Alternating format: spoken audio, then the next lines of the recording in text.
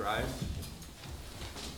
I pledge allegiance to the flag of the United States of America and to the republic for which it stands, one nation, under God, indivisible, with liberty and justice for all. Please be seated.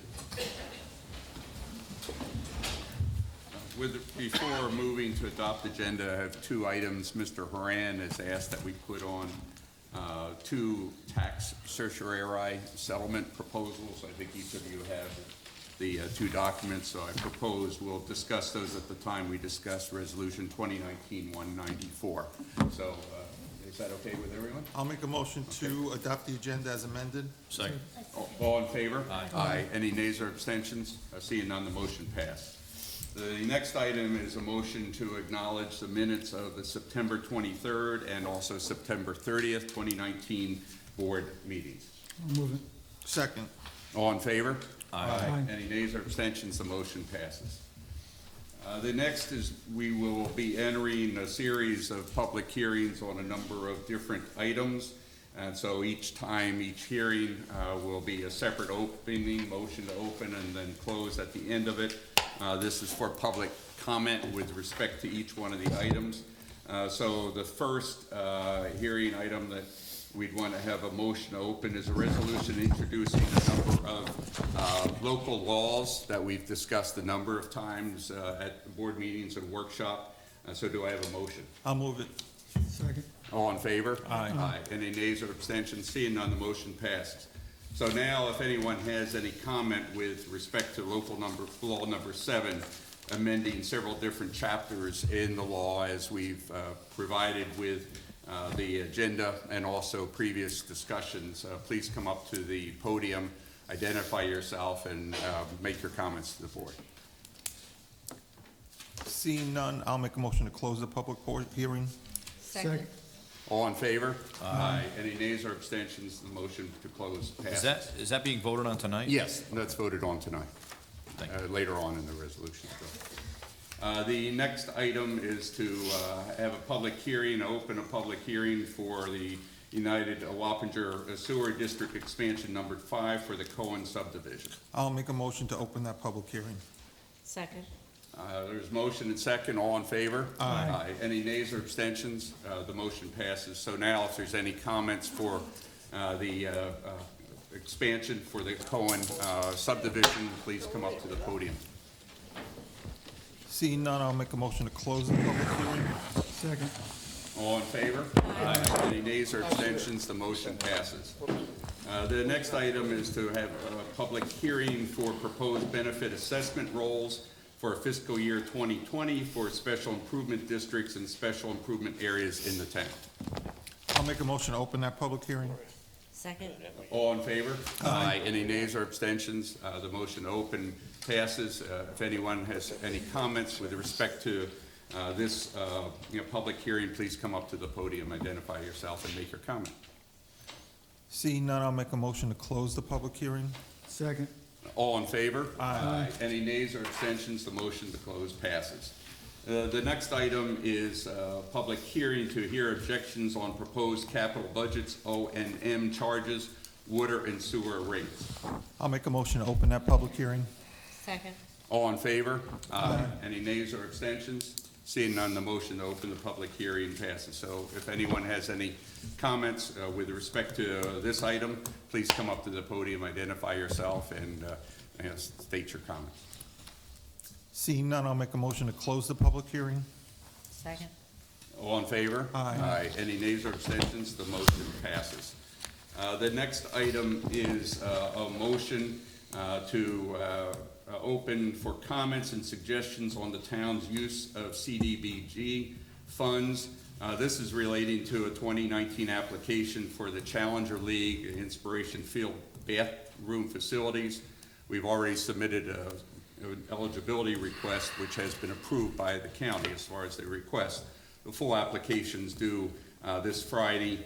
This is one that we've been talking about for a lot of meetings about the new restroom facility and also septic system expansion. So do I have a motion? I'll make a motion to open that public hearing. Second it. All in favor? Aye. Any nays or abstentions? Seeing none, then the public meeting is open. No, Bettina would like to come up and speak. Yeah, identify yourself for the record, please. Hi, I'm Bettina Brichetti, live at 15 Cindy Lane in Wappingers.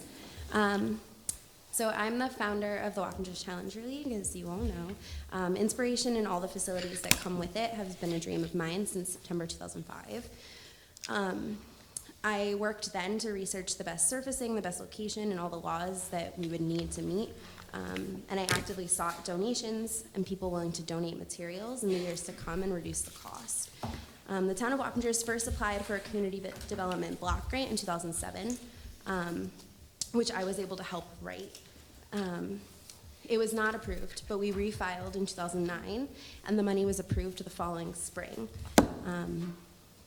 The town worked to create and build the field, and in 2014, we applied again, realizing that the money we had was not going to cover all of the costs to build a bathroom. We purchased, with that money in 2014, a portable restroom, which was top of the line and beautiful, but it truly never worked the way it should have. There was constantly leaks, piping issues, plumbing issues, and after 2 bats with black molds, we came to you asking to remove it last fall. So now we're in need of a permanent structure that is ADA compliant. The current restrooms in Robinson are too far away from the location of the field to meet ADA compliance. And the porta potty that's there, while it is handicap accessible, it does not meet ADA requirements to fit and rotate a wheelchair. And it just does not meet the needs of our kids. So we ask that you apply for the CDBG to allow us the opportunity to build a permanent structure that will be ADA compliant and fit the needs of our kids and our community. The former portable bathroom was a single stall restroom with ample space to be able to navigate a wheelchair. The only thing missing was a changing table. ADA compliance requires that you have a baby changing table, but it does not specify weight and need. There are plenty of places around our country that are going above ADA compliance since the law has yet to catch up, because the need of the community is that we need changing tables that can fit and safely hold larger children and adults. That's also the need of our players and our community. This, of course, means going above and beyond the current law, and of course, means spending more money. But doing this means that Inspiration Field and Robinson Lane and the town of Wappingers becomes a spot that's completely accessible to those in our community, those in our county, and those in our state. So I ask that you vote to apply to go through with the CDBG so that we're able to cover the majority of the money. And of course, I'm always willing to look into other grants, do other fundraising, look into more materials being donated, and of course, continue to help our community and those with accessible needs. Thank you, Bettina. Thank you very much, especially for all that you've done over the years. Exactly. Yes, I want to thank Michael also. He's Yes. definitely been very instrumental as well, so I want to thank you as well. And Teresa's not here, so thank you to Yeah. her, or probably more so. So where do we stand right now in the application? So the application is we had applied for meeting eligibility, which was granted, even though we're not in the specific areas of the map from the planning department, but they've granted us eligibility. So we've been working on, getting a grant in, which needs to go in on this Friday. And so at this point in time, it would be, if we're the sole entity applying, would be a $100,000 grant. I'm also asking Alan Bell over in LaGrange if he would be willing to join in because they use the field. Bettina's advised me that they use it actually fairly often. So I'm waiting to see if he does, then that means it goes up to $200,000, for the possible grant. And right now, according to Tim Amoot, the estimated cost for the facility and the septic system is $207,000. There's a question that the county, still has as to whether or not the septic would be included in that, but we're proceeding on that basis.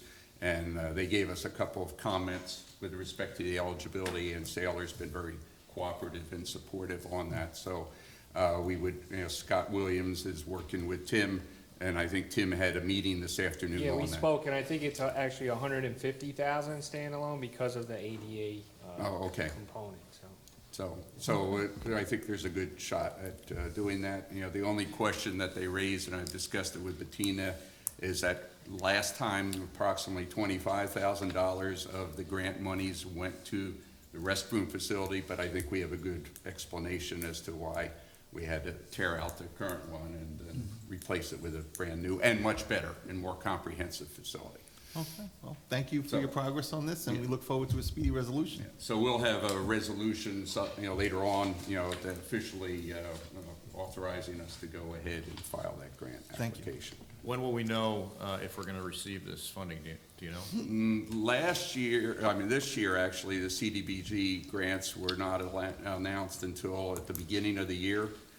So I would expect that, they're going to try to make it a little bit earlier than last year, which I think it came out in March Okay. or so when we officially, right, on the Spook Hill, wasn't it? Sometime around March, Randy?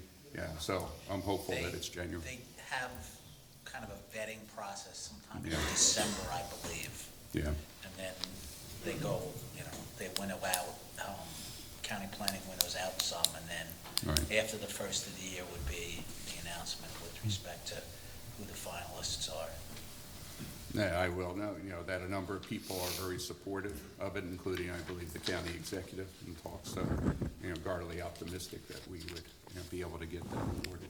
Yeah, the initial grant funding on this entire project was community development block grant Yes. funding, and it had continued as the funding was available. Obviously, restroom facilities are something that need to be done in a permanent fashion, not a temporary fashion. And I think what was done previously was whatever money was available, that was used to accommodate the temporary solution. So I think now, I agree with our representatives here. Obviously, we need a permanent solution that supersedes the existing code for these types of facilities. So I certainly support this 100%. Okay. Any further discussion on this topic at the public hearing? Seeing none, I'll make a motion to close the public hearing. Second. All in favor? Aye. Aye. Any nays or abstentions? Seeing none, the motion passes. The next item is actually the public portion, separate from a hearing. The public portion for comments relating to the other resolutions and other items that are on the agenda for tonight. So do I have a motion to open? I'll make a motion to open the public portion. I'll second it. All in favor? Aye. Any nays or abstentions? The motion passes. So now we have a public meeting, with respect to the other agenda items. So if anyone has any comments, please come up to the podium, identify yourself, and make your statement. Seeing none, I'll make a motion to close the public portion. Second. All in favor? Aye. Any nays or abstentions? Seeing none, the motion passes. The next item will be our discussions, and I've asked, where's Frederick? I've asked Frederick to come and to give us an update with respect to, the financial condition of the town, the budget, planning, where we are on revenues, since I, feel that that's important to get that update, leading into our discussion on budget. Based upon the current attendance, maybe we should move that to items 2, and we should Okay. talk about item 2 now. Okay, so item 2, let's move to that, will be Mr. Moot, our town engineer. I asked him to put together something that you have in front of you, I believe, which is it not in front? Where is it? Do we have extra copies, Tim? I don't have any paper with me. In fact, Joey has it on the computer here, but I can certainly do Is that. it on the computer, which is a draft of the, covering all the things that we've been discussing with respect to sewer and water, and I'll, Tim, you can make the introduction, I'll find some other copies. This is with respect to capital improvement plan. This is similar to a format that was done before. So, Tim, why don't you introduce it, and then I'll go find out your copy. So over the past few months, we've been sort of presenting spreadsheets and budget numbers and names of projects. And So Supervisor Thurston shared a document that the town has historically sort of produced. Is like an overall capital improvement plan. It's a Word document, and we're looking to get collaboration from the board on some of the elements to it. Photos being one of them, you know, so some of these photos are left over from last year. And based on the format, it's sort of pixelated. But it basically goes through and talks about the capital improvement planning process, some of the steps that are necessary to go through by law, basically. So there's like an overview of descriptive items in general. And then as you continue down through the document, again, there's local pictures. We could update the pictures. Maybe there's something specific to your area that we should exemplify in this document.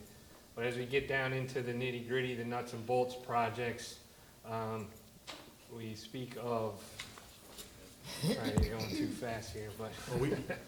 So there's overall like a water project category. We don't have copies of this, so I don't know It's how. coming right now. Oh, okay. I mean, we can't Yeah, so expect I it can to. wait till you get something in front of you. It's just too much. This is for information, not to approve. Right, but if so. this is a capital plan, we need to obviously be able to read this and understand. Understood, so he's introducing it, you know, just to, This was like the Make you first strike at a draft, so, you know, again, like- it's real, it's taking this, Bill? Right. Yeah, we did, and trying to put it in more readable, you know, format, so.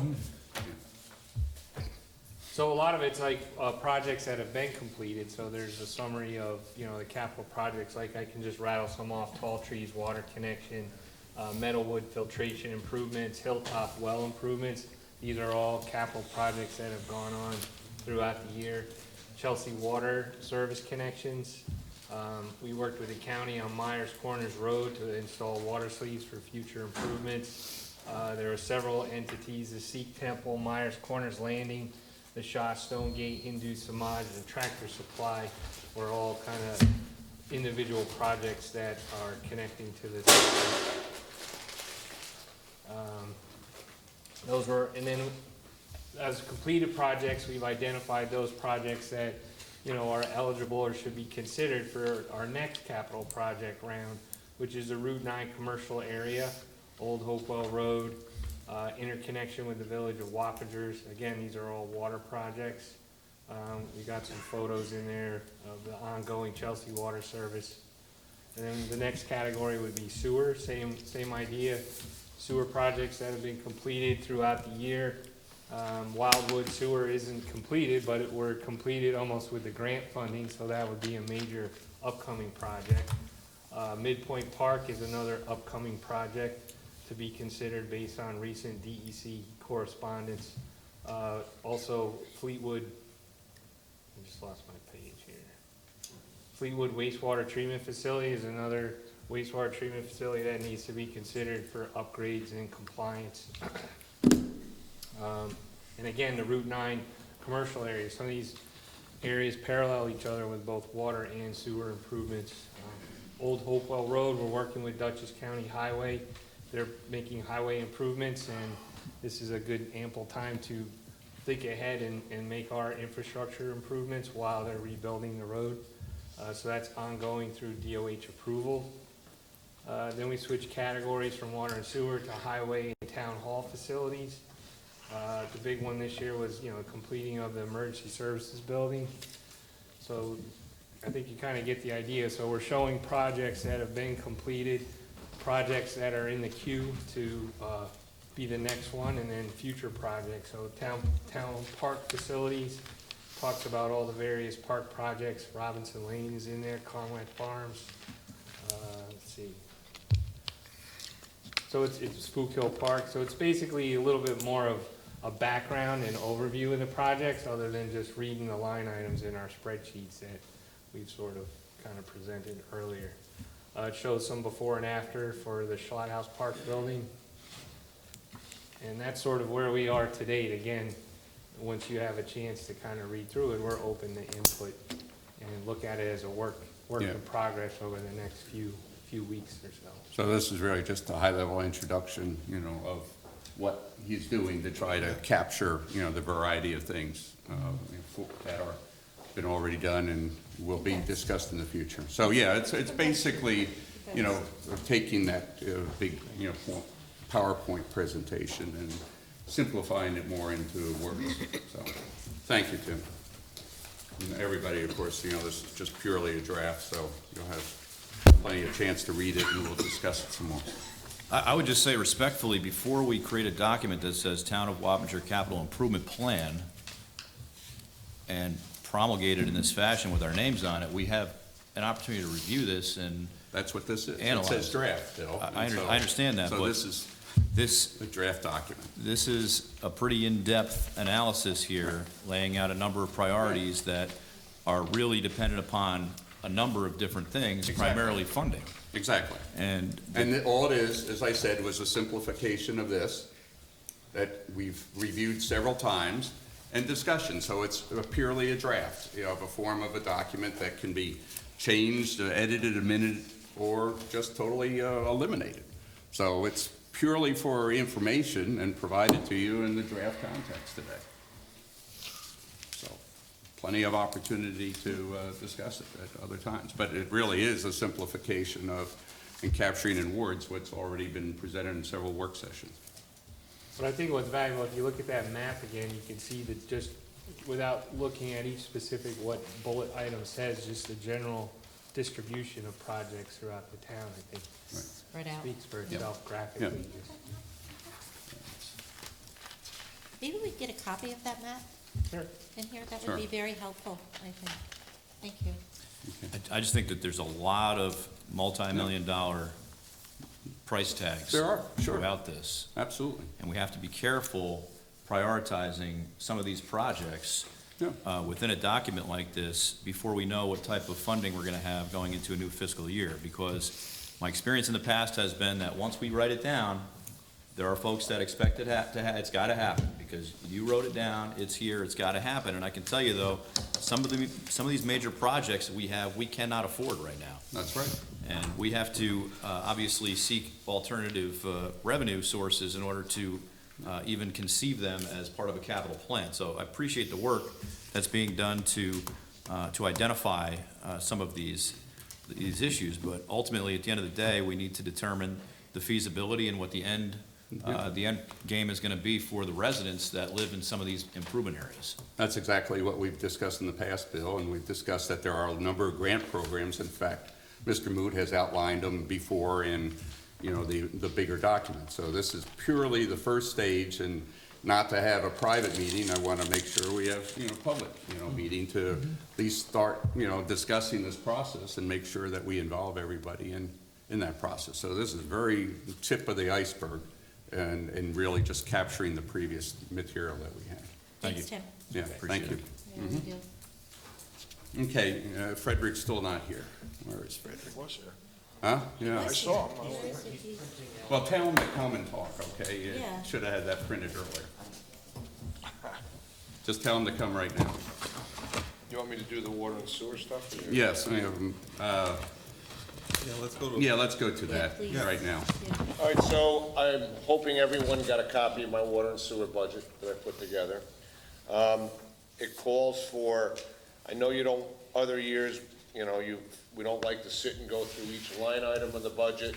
The numbers are up approximately 2% for each, plus or minus for each water and sewer district.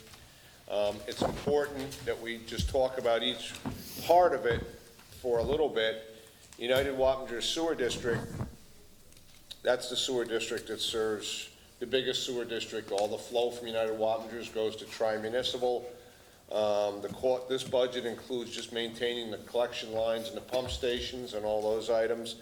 If you look here, there's 14 pump stations, United Wappinger Sewer District. You have a good 8 or 9 of them that are 50 years old. So it's something that we have to look at over time in either replacing in Tim's capital program that you guys have just talked about or not. But at some point, we work very hard on maintaining them, keep spare pumps and rebuilding them.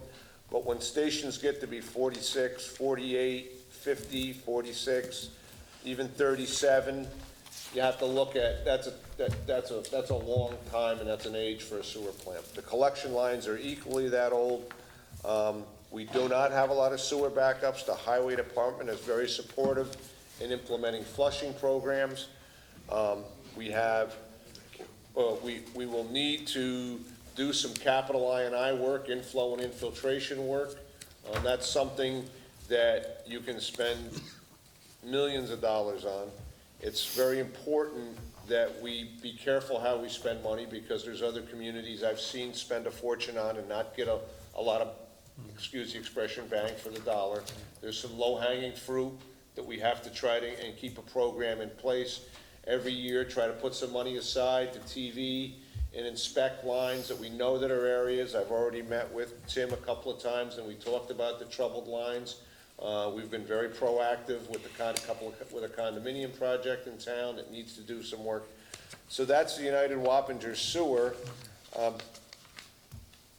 Fleetwood, Midpoint, and Wildwood sewer are your satellite sewer plants. For years, I would come and say, when the DEC changes your permit limits, which they will do, because, you know, everybody wants stricter limits, better effluents. Each one of these facilities are in different phases of that. Wildwood, they've changed your permit. You've got a grant to disconnect the sewer plant and at some point go to tri-municipal. We still have to operate the plant. We still have to be in compliance with the facility. So the monies that are allotted in the Wildwood Sewer District, and again, you can look at them. I've outlined the chemical costs, maintenance costs, electric costs. We don't need to go through each one of them, but they're there. But you still have to operate the plant. You still have to keep it within the Speedies permit limits. In the grant money that you obtain for that, there is money to do extensive I&I work, because each one of these smaller facilities do have some I&I problems that when you unhook them and send them to a larger facility, regardless of what that may be, you still want to limit the amount of extraneous water. I&I know most of you know it is the entrance of extraneous groundwater into the collection pipes. Your sewer systems are designed to treat sanitary sewer, not storm water, rainwater, sump pumps from basements in them. It's not designed for that, so it throws off balances, and the pipes either can overflow. It's not good for the treatment facilities. So these smaller facilities, we still look to do that. Midpoint Park, the other smaller one you have, 152 homes. The DEC is changing that permit also. They change it to limits that the facility cannot readily be designed to treat. The sewer plant was built in 1960. To take that plant and put some kind of an additional treatment train on it would not be in the best interest. As I've always said, you need to look to regionalize these facilities. Fleetwood Manor, our Speedies application is in. They're going to ask us to do more sampling for the renewal of the Speedies, but the writing is on the wall. We were told that they were going to be changing the Speedies permit there. So we have, of the 3 facilities, you have a plan for Wildwood. We still have to develop a plan for Fleetwood and Midpoint Park, and they have given us some timetables in which we have to develop that plan. So in the meantime, the facilities still have to be operated. One thing that has benefited you is, even though we do have some times we have elevated flow, the facilities are in very, very substantial compliance of all the other parameters: BOD, suspended solids, pH, chlorine residual, fecal coliform. You're not in any violation of those parameters. So, you know, that's the good thing. But there's a point that these facilities can't treat what they were designed to, you know, the limits are beyond what they were designed to treat in the 60s, early 60s. So that sums up the wastewater part of it, and that's why when you look at my budget numbers there. For the water end of it, United Wappingers Water is our largest water district. We are continuing to hook on. Chelsea, you've given a grant to hook on to people in Chelsea. The infrastructure, the pipes and things are not getting any younger. The Atlas well field was built 1999-2R. The water is filtered. This year, during some of that really, really hot weather, we were able to provide water without really, you know, issuing any water restrictions. We expect any day now, or any week now, I won't be in a day, any week now, the Meadowwood Water and Well Field facility to come online, and that is 2 wells, a whole treatment system that includes filtration. That'll come online. We are conservatively hoping to get 200 gallons a minute out of that. Doesn't sound like a lot of water when we pump over 1 million gallons a day, but it is. It'll be very helpful. In the meantime, you're also starting a program at the Hilltop Well Field where you are looking at drilling possibly 3 new wells. The contractors out there has put some test wells in. He's been it's been a very thumbs up results from the test wells. So that will also make our water system more robust. When you finish the well project at Hilltop and we get Meadowwood online and then the Atlas wells, keep in mind, well fields, they don't last forever. You have to do work on them and you have to keep them up. At Atlas, we rehab each one of the wells every year, which is an extensive project. So that's the United Wappingers Water District. All our water is in compliance with the Part 5 of the New York State Sanitary Code. We get very few complaints from the residents on the quality of the water. We issue our annual water supply statement in compliance. We flush our hydrants every year. We're working with Tim on getting a new hydrant map for the distribution system. The budget is up, like I said, around 2%, is approximately 2%. I've itemized in there the amount of money we spend on filters because our water is filtered, which makes it a very, very high quality water and limits the possibilities for Cryptosporidia or Girardia to enter the water. But there's a couple $100,000 a year you spend on filters and changing the filters out, or that's just on purchase of the filters. That's the United Wappingers Water District. The Fleetwood Water District buys all its water from the village of Fishkill. That budget remains, I think it's up $1,000 or $1,500. We still maintain the distribution system within the Fleetwood development. You know, it's important because we buy the water, so if we have leaks, the price of, there's more water that goes through the meter.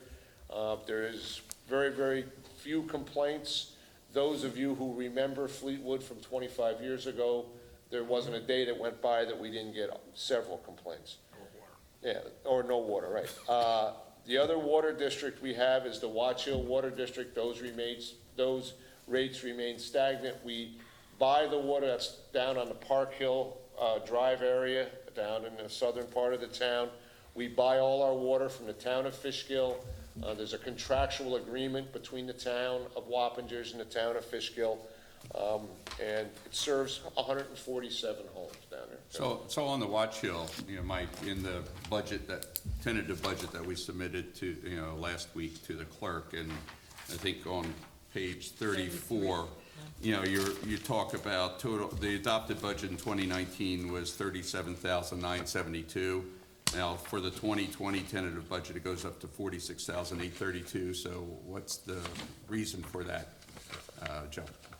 That'll be something that I think, Frederick, because my budget request was $21,000 in 2019, and then $21,100 in 2019, and in 2020 it was it's the same. 21,100 was my request for this year. So I don't know why. Yeah, I'm looking at the budget worksheets, the total number, total expenditures, for, it looks like Watch Hill Water Improvement is going from 37 through to 46.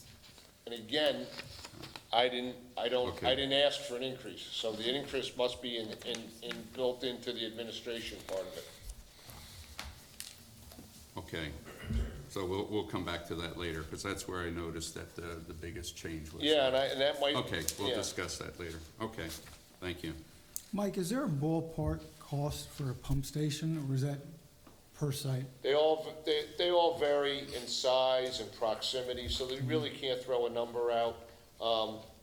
We have a priority list of ones that should be done first. There's some around. The one on Baldwin Drive, for example, wasn't a good pump station when it was put in the 70s, all right? So it's always been a problem. We looked at it. We were very, very close when a subdivision when Mr. Gray was working on a few home subdivision off Kent Road, that they were going to take out the pump station and go gravity, but the developer kind of fell apart and that project didn't happen. So there's no ballpark for each one, but Back to what you said about the other well sites, like Hilltop and Meadowwood, just, and I think for the board's knowledge is that if we were ever to, tap into the water supply that we have available, from the New York City per the previous MOU, their requirement is actually to have that same amount in reserve. So these two well sites could actually help with that, or whatever amount that we drew down off of New York City, correct? Absolutely, Okay. absolutely. And I'm, like I said, at Hilltop, you're talking about drilling three wells, and really they're replacement wells that were wells that in place that collapsed over time.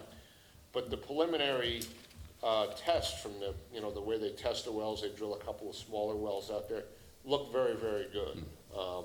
Our limit there is, our taking permit from the DEC is 800 gallons a minute, but it looks like we can accomplish that. It looks like, I'm very optimistic from that, and I think Tim's team. What's the capacity that we have left in our storage tanks, the two that are on top of the hill there? Well, we have 1.6 million gallon storage. Rule of thumb is you have to have a 24-hour storage, so that would, so our average daily flow in United Wappingers Water is around 1.1 million gallons per day. So that would signal that you would have some excess storage capacity. The problem is there was a half a dozen days when that hot spell hits that we draw 1.7, 1.8, 1.6. So as we develop our source, we need to keep looking to add storage. And, I've talked to CPL about it. We have 2 storage tanks on Cider Mill Loop. Ideally, and this is just my idea of a wish list, which is weird, this would be a man's wish list, but would be to put a storage tank on the other side of town. Somewhere, Cornrath is a high tank, is a high area, put a tank up there, so your storage was not all in one side of the town. Because right now, the long line that feeds Chelsea goes all the way down, it comes all the way down Old Hopewell Road and down through by Tall Trees, Wheeler Hill Road. But if you had a water main break on Old Hopewell Road and you had to shut the water off to fix it, everybody south of that would have no water while I fixed it. Where if you had a storage tank in Cornrath, you could isolate off the leak area and then feed the other side of town. Okay. So that, It's a good idea. So looking at the Watch Hill improvement area that we talked about, it looks like the significant increase is under the 8320.400 contractual line for source of supply. So we're buying that water, or they're buying that water from the town of Fishkill, correct? correct. So that's where the Yeah, I see increase that. goes from 17,600 to 26,444, so their rate must be going up pretty considerably to see that budget increase. The same thing with the Village of Fishkill supply going from 50,000 to 56,000. So I think we have to be, conscious and cognizant of the fact that when we're buying water from a third-party municipality, we're really at the mercy Right. of their rate. And that's also something that I would be cautious about with New York City's water. Sure. The initial discussions we had relative to New York City's water supply was for emergency purposes only. If our system failed, we'd have a backup, and this is after the project is done. But I know that there are towns on the other side of the river that are at the mercy of those rates, and Sure. certainly we want to be in control if we have that ability. So from a backup supply, I can see it being a project down the road as a potential access point. But I think the way we're continuing to develop our own supply and control our rates and spread the cost, I think is the smartest way to do it, right now. The one thing I wanted to bring up, though, real quick was we got an email earlier today from Gary Lindstrom regarding rates, and Jim, you did offer an opinion on how the rate process works, and this is more Jim than Mike. The current billing cycle or billing process, his opinion was that it does not encourage conservation, and I have a well at my house, I don't pay these rates, but if you can just expand upon that. Right now, correct me if I'm wrong, people are paying, no matter what, a minimum price for water use, even if they don't even use any water. Is that correct? Right, so, and Frederick is gonna talk about this a little bit more, because we actually had this discussion before the meeting. Right now, it's 2,500, Yes, for the United Wapinger Water District, that's the minimum. 2,500 gallons or Cubic feet. cubic feet. So the minimum per quarter is 2,500 cubic feet per quarter.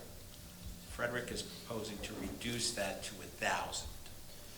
So, you know, in essence, up to 2,500, you pay one rate whether you use it or not.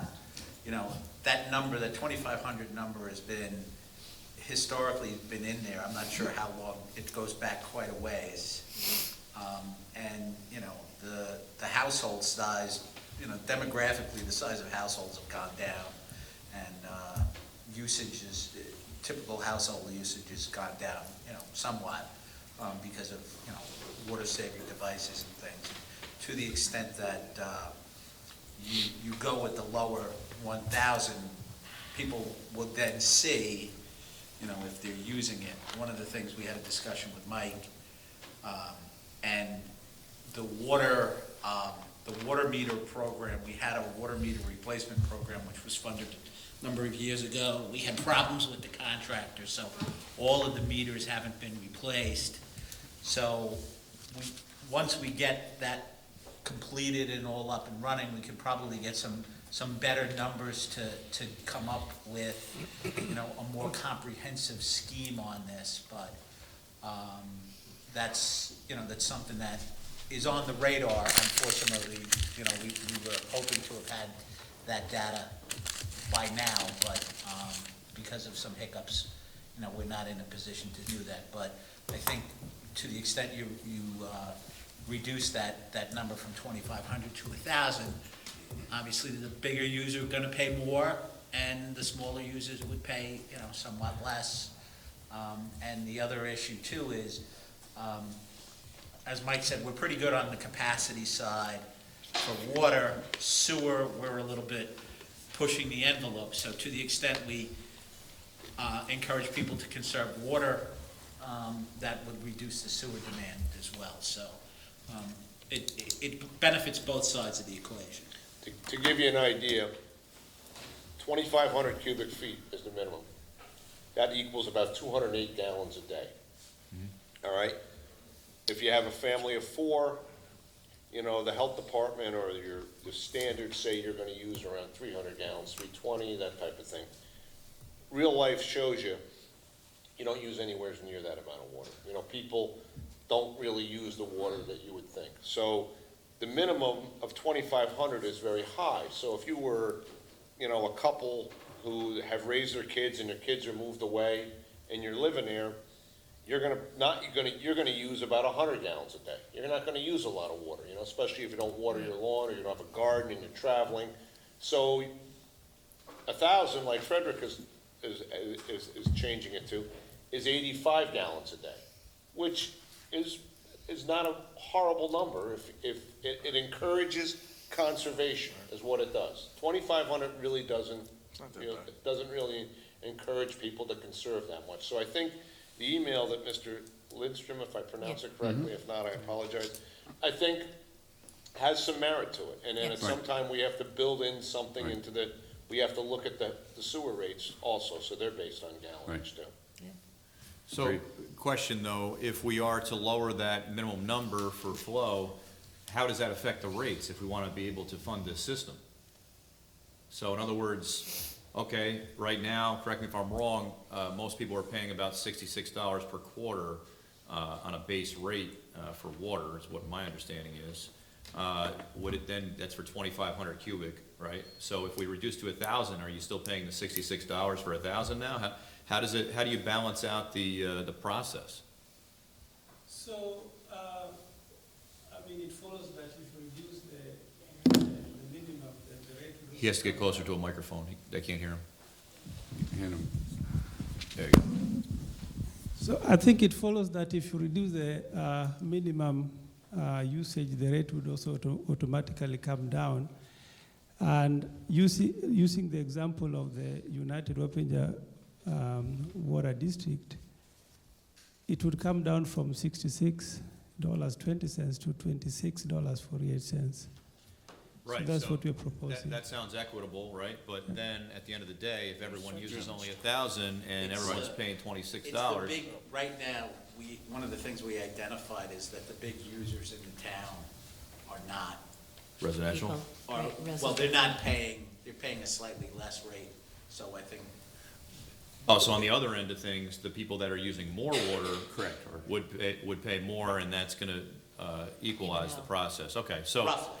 Right, okay. So I don't want to get too deep into this right now because this is something that we really need to look at on paper. But the methodology, I think I just wanted to touch on because Gary has brought this up over a couple different times. And we really haven't looked into it that specifically. And I think I appreciate what Mike said about Gary has merit here relative to his concern, and it sounds like we're going to explore that option. Yeah, and I talked with Jim about that, and I think over the next month or so, because then it gets rolled in perhaps as tax, next year and so forth, so we would look at the So, process. To the other portion of that, so the water rate, what you pay for water comes in two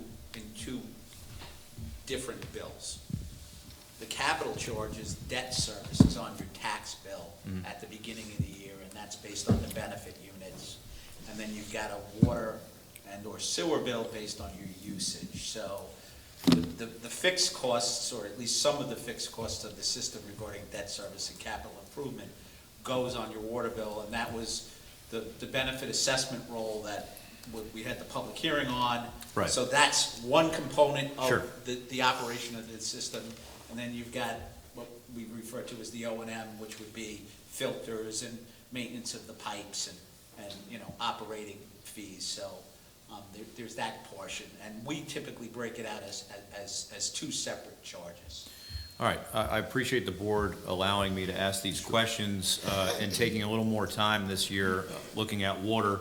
In the last 12 to 18 months, we've seen around this country some significant water problems, and I think it's fair to say that this town really focuses on not only our water quality, but the equitable aspect of how people are built, so I appreciate that, thank you.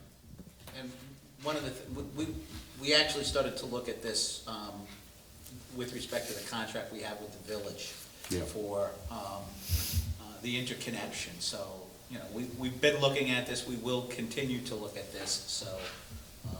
And Frederick's had some good input, with respect to that, and we haven't really agreed on, finalized any interconnection fee, but we have been spending a fair amount of time looking at it. And then, to that, the capital charges are assessed once a year on the tax bill in January.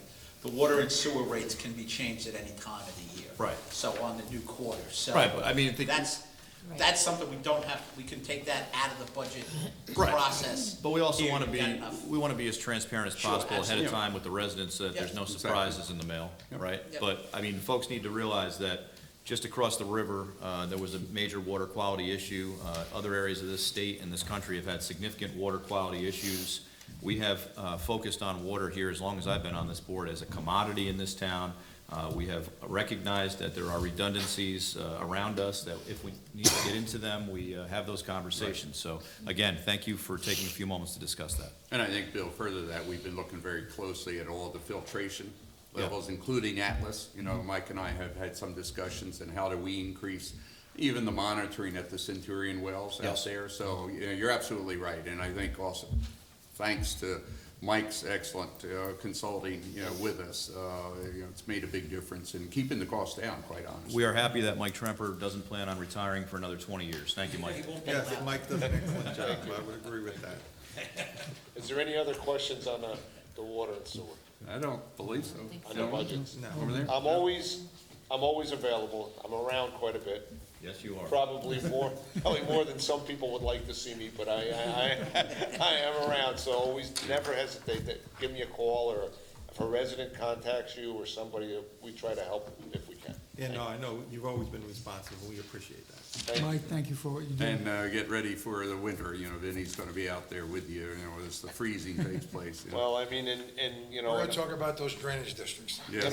and I didn't say it enough, the highway department with the water main repairs and the sewer line repairs is always there to help us. So And just to highlight where he's really jumped in is one of the more difficult areas is actually over at Watch Hill and Brinkerhoff because of the ground, conditions and the way those old pipes were laid. So when we've had some breaks the past year, he was right out there. And- No water main breaks this year. Yeah. Okay, it's okay by me. Make that Okay, happen. thank you. Don't break my new blacktop roads. That's I the just problem. had one right over, just I had just one. broke it, it broke the line again. Okay, thanks. Thank you. Thanks, Thank you. members, yeah. Okay. Okay, the next item relates to the drainage district. Vinnie, did you want to make a comment on your favorite topic?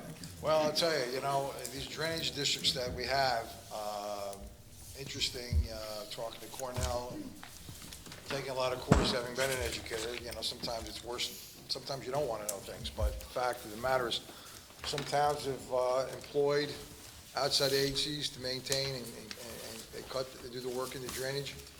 A lot of these things haven't been done, and it's a problem. I mean, some of the drainage districts are out there, and I'll give you an example. This might sound a little crazy, but we were out there trying to clean some of these easements in the drainage, and somebody said to me, how do you think you're going to get here? You have no easement to get there.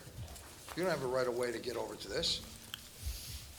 And quite frankly, I had to defer talk with Jim and say, well, yeah, there is nothing on the map how to get over into that area. And, Jim had mentioned that we do have a right, Jim, to get in there, but it's very difficult to explain that to somebody when they don't see it on a piece of paper. And they say, yeah, it's never been done before, why are you doing it now? Well, we do check with the attorney, we took an oath to uphold the law and do the job right, but it is sometimes kind of frustrating to explain to people. In the items, Bill, correct me if I'm wrong, that we have here as far as drainage district costs. Those are exclusive of anything that the highway department does. These Those are are bare fixed. minimal, right? That's correct. I want to make right. sure people understand So, I mean, that. and that's Yeah. one of the things Thank that, Town of Poughkeepsie has a town-wide drainage district, which they've had for years and years. So these drainage districts that have been created since about 2003 when the MS4 regulations went into place.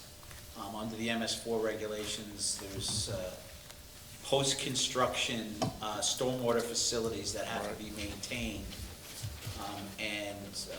This town historically has created drainage districts for new subdivisions to implement those features. Not necessarily all of them have storage ponds, detention ponds. Some have. Most of them do have it. A smaller 2 or 3 lot subdivision would not have those facilities. Typically, if it's a subdivision that does not have a road, it doesn't have the facilities. One of the things that's become challenging in recent years is New York State DEC has required what are called green infrastructure practices, which focus on swales, rain gardens, other things that kind of capture the stormwater before it gets to a central facility. The drainage district model becomes very difficult to maintain those facilities.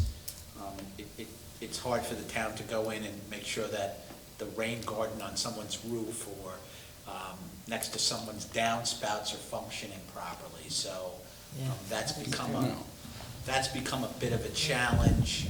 It works well for if you've got a big basin where you do plantings every once in a while, and the costs typically on these drainage districts are a couple of $1,000s a year, which would encompass the inspections that are required, some landscaping, some cleaning maybe of the basins on an annual basis or so. So the costs are relatively minimal. The problem is some of these districts may be 12 lots. So, sorry to interrupt, but on this, the total amount here is only $5,000. Now, Walter Artis has raised with me that there is likely within the next year or so, we're overdue for having an MS4 inspection, which can run, 10, 20,000 based on what Walter has said. Is that something we should be looking at to put away something in the budget for that? The or- problem is that the MS4 inspection is town-wide. So one of the things is, all the subdivisions that were created in the town, going back to, laying out Chelsea in 1812, any drainage, associated with that is a town obligation. Again, all the subdivisions prior to 2000 never had a drainage district. You mean so- Carthage Landing? Carthage Landing, yes, or Low Point, if you want to go to Low Point. So anyway, I mean, that's one of the things that, as the highway superintendent had said, some of the old subdivision plats, some have drainage easements, some don't. So, those are the ones that are actually more challenging, and, that would come out of either the highway fund or, some of the stormwater facilities. The parking lot in Town Hall is covered under our MS4 permit. So with the highway garage or, any of the parks, So where does the money go that people pay into their drainage district?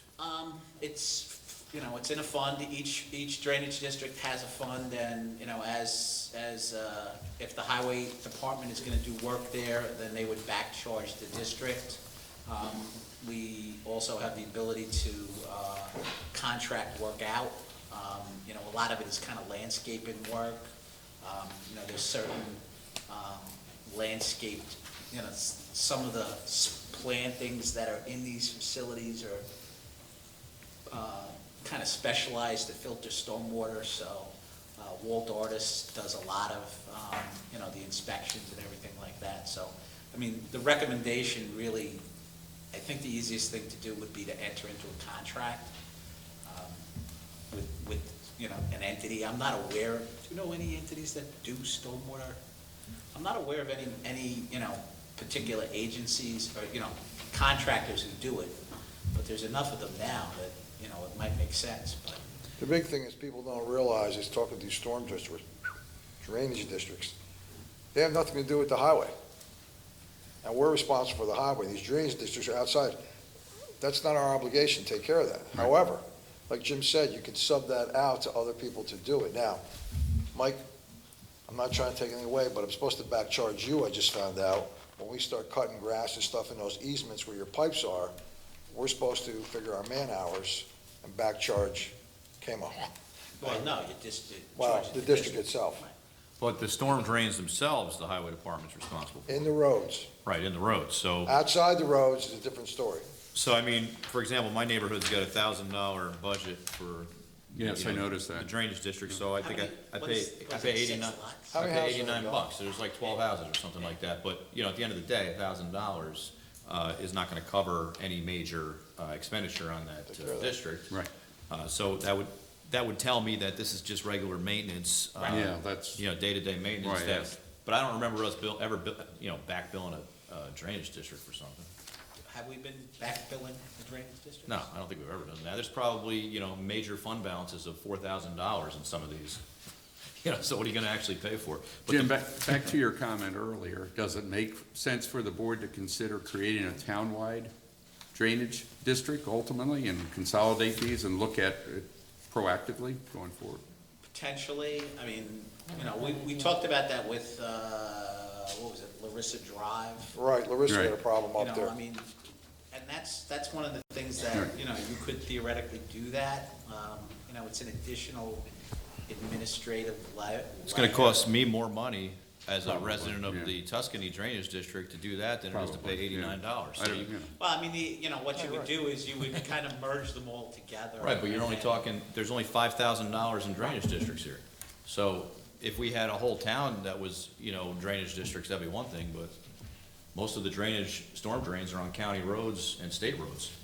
Well, I mean, most of the subdivisions have, The new ones. drainage issues, even, Rockingham. But does Rockingham have a district? They don't know, they were created before a district, but this, again, I mean, and that's one of the things that, if you look at those subdivisions, they did not typically have, they just had easements. They didn't really have stormwater holding facilities to filter for quality. That's the problem. But when you look at it though, coming off of, Fieldstone and so forth, there's these drainage pipes that go under the road into the wetlands. I'm just, Right. since Vinny, you cover what, about 2,700 different easements, drainage districts, pipes and so forth. So I'm just saying from a townwide issue, and not to charge it to Bill over in Tuscany, but, should we start looking at Well, this you're rather Bill, you than should somewhat pay of a more. piecemeal approach? That's all, Jim. I don't know Yeah, how no, other I mean, I communities think do we it. ought to talk about I mean, that. right now, technically, I guess that money comes out of the highway budget. Right. But you could theoretically create a drainage district to look at those issues. Right, but we have to be careful doing that, because Understood. now, people that have never paid that Sure, fee, all of a understood. sudden, are going to have a new line on their tax bill because we created a district to cover their neighborhood, which I'm not so sure is the right approach. And when I say I don't wanna pay more, it's not just me, but we don't wanna inadvertently create an increase in taxes to folks so that we have a townwide drainage districts.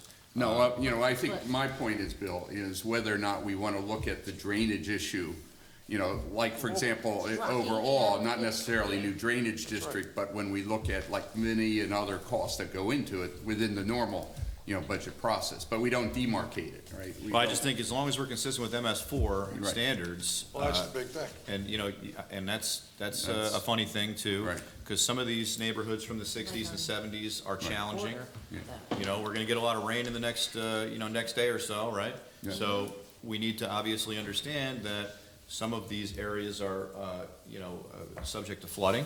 Right. And we wanna make sure we're not creating that flooding. Well, I mean, the issue Yeah. with the drainage districts from an MS4 point of view is not necessarily the flooding per se, while it is to a certain extent. The bigger issue is quality of the stormwater. So, you look at Wappinger Lake, and, that's, the sediment in the lake is a function of, a lot of the older subdivisions in this town and everybody else in the watershed, where you didn't, the current MS4 requirements, you've got a stormwater retention basin, which is supposed to capture all of the sediment, all the soils that are now running down that otherwise would have ran into the creek. Right. So, and one of the things you may want to look at, going forward is, I know, there's been issues with Wood Hill and, some of the developments along the creek for potentially, mitigating some of the flow that's in there, because at the time they were built, that really wasn't looked at. Yeah, So- no, I agree, and my pet peeve. But I fully agree with your point as far as having another line show up on the tax Sure, bill. I agree. Well, Creates an issue. We want to do what's right for the residents, but we also have to, and I think you all agree with me, we have to Right. just make sure that we don't inadvertently create another expense that people are bearing the cost Agreed. of that don't live in that area. You don't necessarily have to do it, but there is a line, the drainage does appear in the highway budget, and historically, that line has been woefully underfunded. One of the things you gotta realize, and I was a little shocked as we're really pushing these easements, I've got basins outside of surveys, and I've got surveys on the side of a house where the basins are supposed to be. Now, I don't, and I showed that to you, up Larissa. Right. If it wasn't for your firm, we shot it twice. I'm saying to myself, the basins are outside the easement.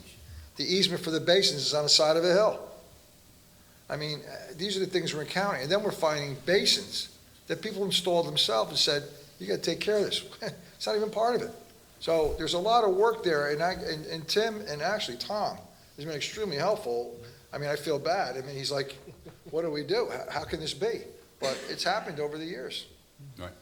Okay, well, let's move on. I think we Thank had a you. good Thank you. discussion. That was good, it was good info. Okay, thank you. The next budget discussion is, well, actually, we need to come back to Frederick. Frederick, since you're here now, you can give us the overview on the finances. Thank you. Thank you. Gentlemen, it might be easier if you take that microphone that's in front of Vinnie and move it over by Frederick's papers, so he doesn't have to hold that handheld mic when he's talking. There we go.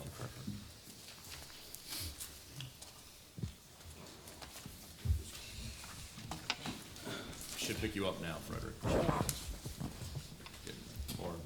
too. There you go. So, what we have in front of you there is basically statement of affairs with a projection to the end of the year results between all the major funds.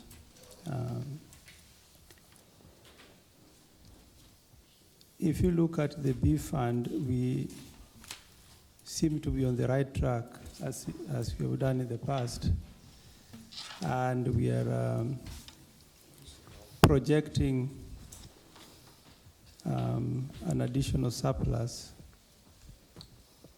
which will bring our total to the end of the year to 4.9 million. In the Highway DB fund, we are projecting more or less to break even. We started with 1.4 million. We expect to finish off 1.3 million. Same for the water funds. Sewer funds, quite a modest surplus that we are projecting, an additional 300,000. But I wanted to come back to the general fund, and this is where we have a few challenges here and there. If you remember correctly, we started the 2019 with a fund balance appropriation of 400,000 plus.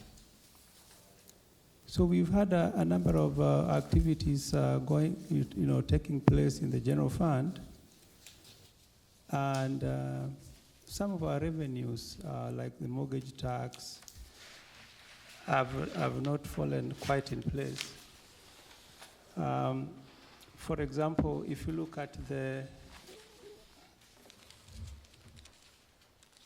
this one here, the big one,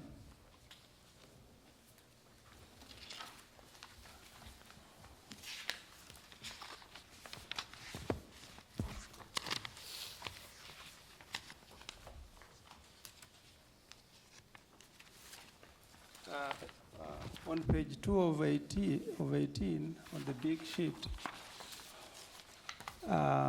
the line is 3005.00A. I think the third from last.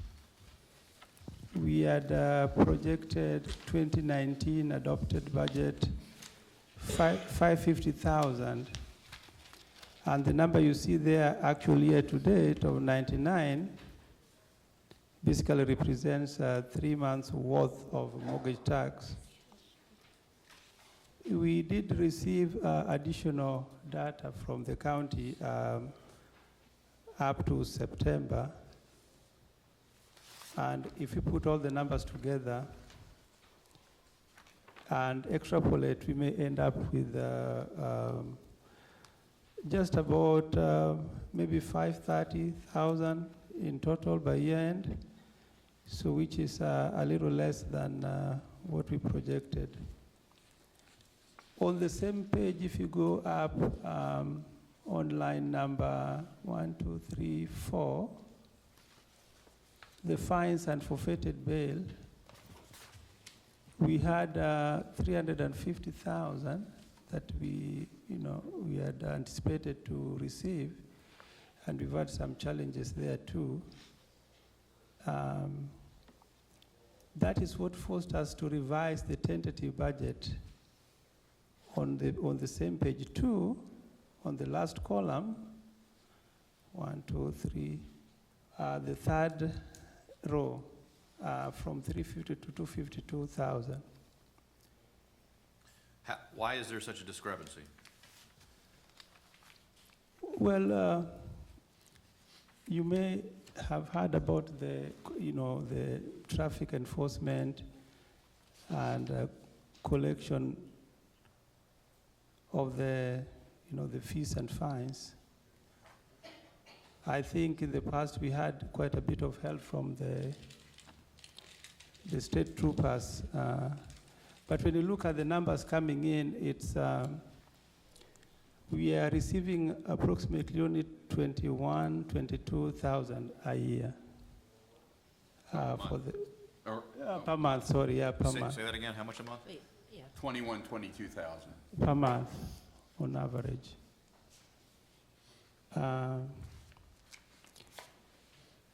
So we have some challenges there on some of the lines, not all of the lines. For example, when we look at the sales tax, of course, the sales tax is not part of the A fund or the general fund. So that one, we are good there. But given the fact that we started the general fund with an appropriation of fund balance, and here we are trying to, do the 2020 budget, and, there are a number of things that are going up. Health insurance is going up by about 7 to 10%. You'll see that one in, I think the last page of this big sheet, page number 18. The line from the top, I think it's line number 6 on page 18, 90/60/800 hospital and medical insurance. What line are you on again? Yeah. On this big sheet here for the A fund, the line is 1, 2, 3, 4, 5, 6, 7, 8. Line Frederick, number 8. what page are you on? 18, 18 of Okay. 18. and it's line item bill 9060.800 on that. It is the hospital and medical insurance. 9060? Yeah, Yes, 90/60. 90/800. Hospital medical? Right. We had an adopted 2019, the third column from the right, of 519,000, but we have to adjust that one upward to 577,000. So you're anticipating a $50,000 increase there? More or less, yes, true, very true. And what is causing that? Yeah. Well, like I said, the rates are going up between 7 to 10%. And when we did the 2019 budget, that was in October, November of 2018. Since then, we had a few addition in employment, employees.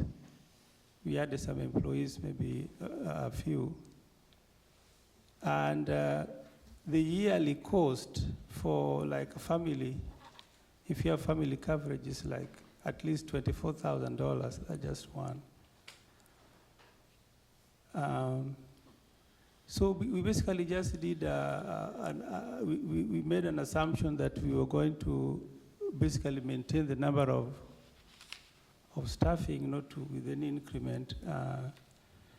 But with the projections that we got from MVP, that is where we are at. So we have quite a bit of challenges. So basically, if you look at that page, 2019 adopted was 4.6 million, but there's an increase of 300,000 to 4.9 total spending. Okay. All right. Now, that is after, I think there was a bit of, if you look at, compare with the departmental request, there was quite a bit of cuts that were done there before the tentative was issued. And that is why we had to use an additional fund balance to cushion from the increase in the tax rates. Where is that showing? Where's the fund balance coming in? So there's a summary page. It should be showing as revenue, correct? No, we don't show when we appropriate fund balance, we don't show that as a line because it's internal sources. So how do you apply it to the budget then? We just use some formulas on the main. Okay, so what is the amount that is needed to be applied to get us to where we need to be? So we had to apply about $823,000. Okay.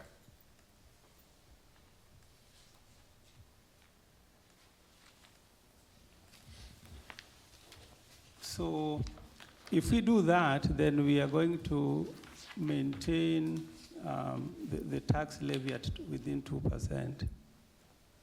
At 2%.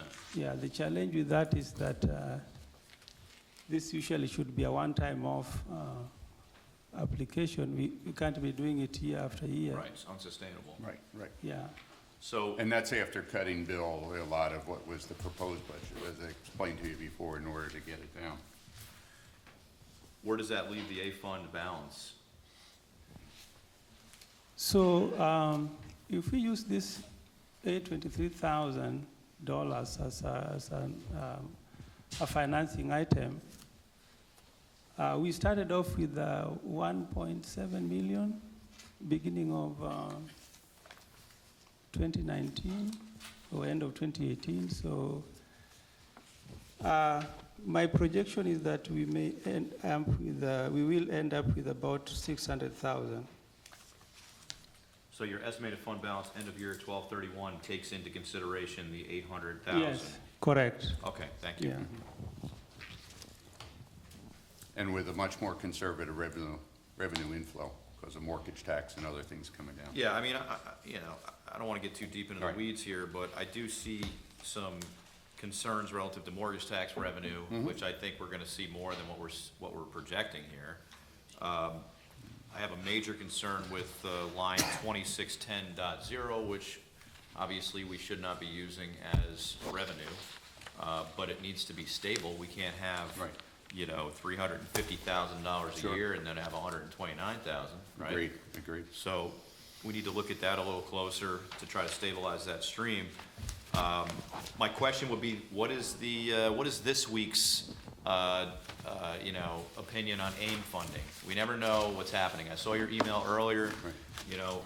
The state provides us with municipal support, and, they've been dangling it in the air for the last 2 years, which is really unfair when, Right. you have a conservative budget like this, and you're depending on $269,000 to come in as AIM funding.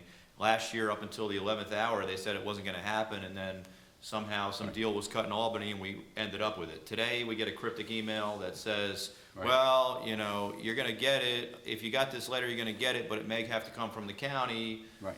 From the tax rate. Right. Sales tax. Sales tax is what they're saying now. From the sales tax, less the sales tax formula that exists Yes. now?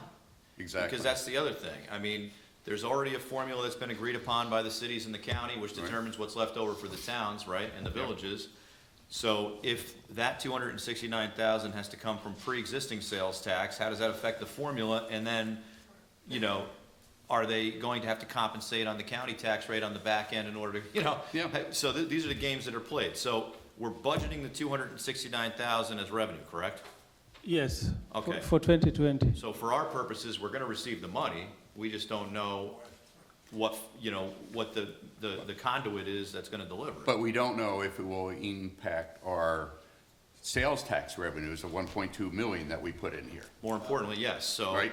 Our overall sales tax revenue of 1.2 million, which, yes, we're seeing an increase in, is that gonna be minus the 269, question. which is gonna impact the B fund? Is AIM coming into A or B?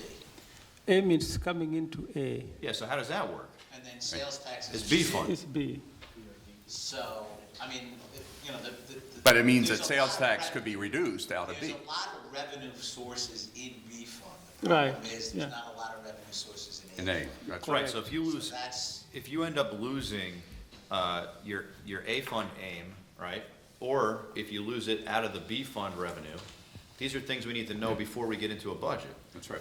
I mean, in some respects, you're better off if it comes out of, goes into A rather than B, because again, that's, Right, because, we have a large surplus in the B fund, so, well, but the big thing is you don't, I mean, mortgage, sales tax revenue, cable franchise agreements, there's not a lot of big revenue sources in, they're all in B fund, not in A fund. Right. All the building permits, all of the. Right. All that goes to B fund, so there's not a whole lot of you know, other than tax levy, there's not much in the A fund.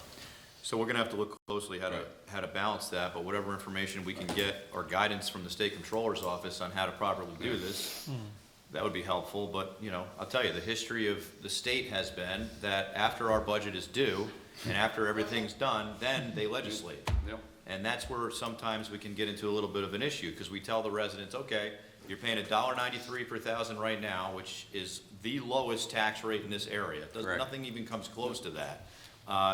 Something like, you know, shifting in, you know, A fund, B fund, B fund, A fund, it's really robbing Peter to pay Paul from a revenue perspective, not us, it's the state doing it. Yeah. We get the same, you know, That can right. that can cause a reverberation of tax rate, so, even in the highway fund too. right, DB, right. Right. So, as long as we have our eye on the ball there, Well, that's why I wanted to have this discussion Yeah, at the yeah. very beginning. Sure. So we make sure that it's all on top of our, you know, front of our mind, so, to keep it in mind. But I agree with you, and I've asked even the controllers when they're doing the audits, they don't know. Of course You know, they what's coming. You know, we've there's even no gotten to the point communication. where, we've gotten to the point where February, in the Yep. fiscal year, where when we go to the Association of Towns, we ask the question to the state controller's office, and you've been sitting right Yeah. next to me, and they still don't have an They answer. still don't. Because they don't run the same fiscal year that we do.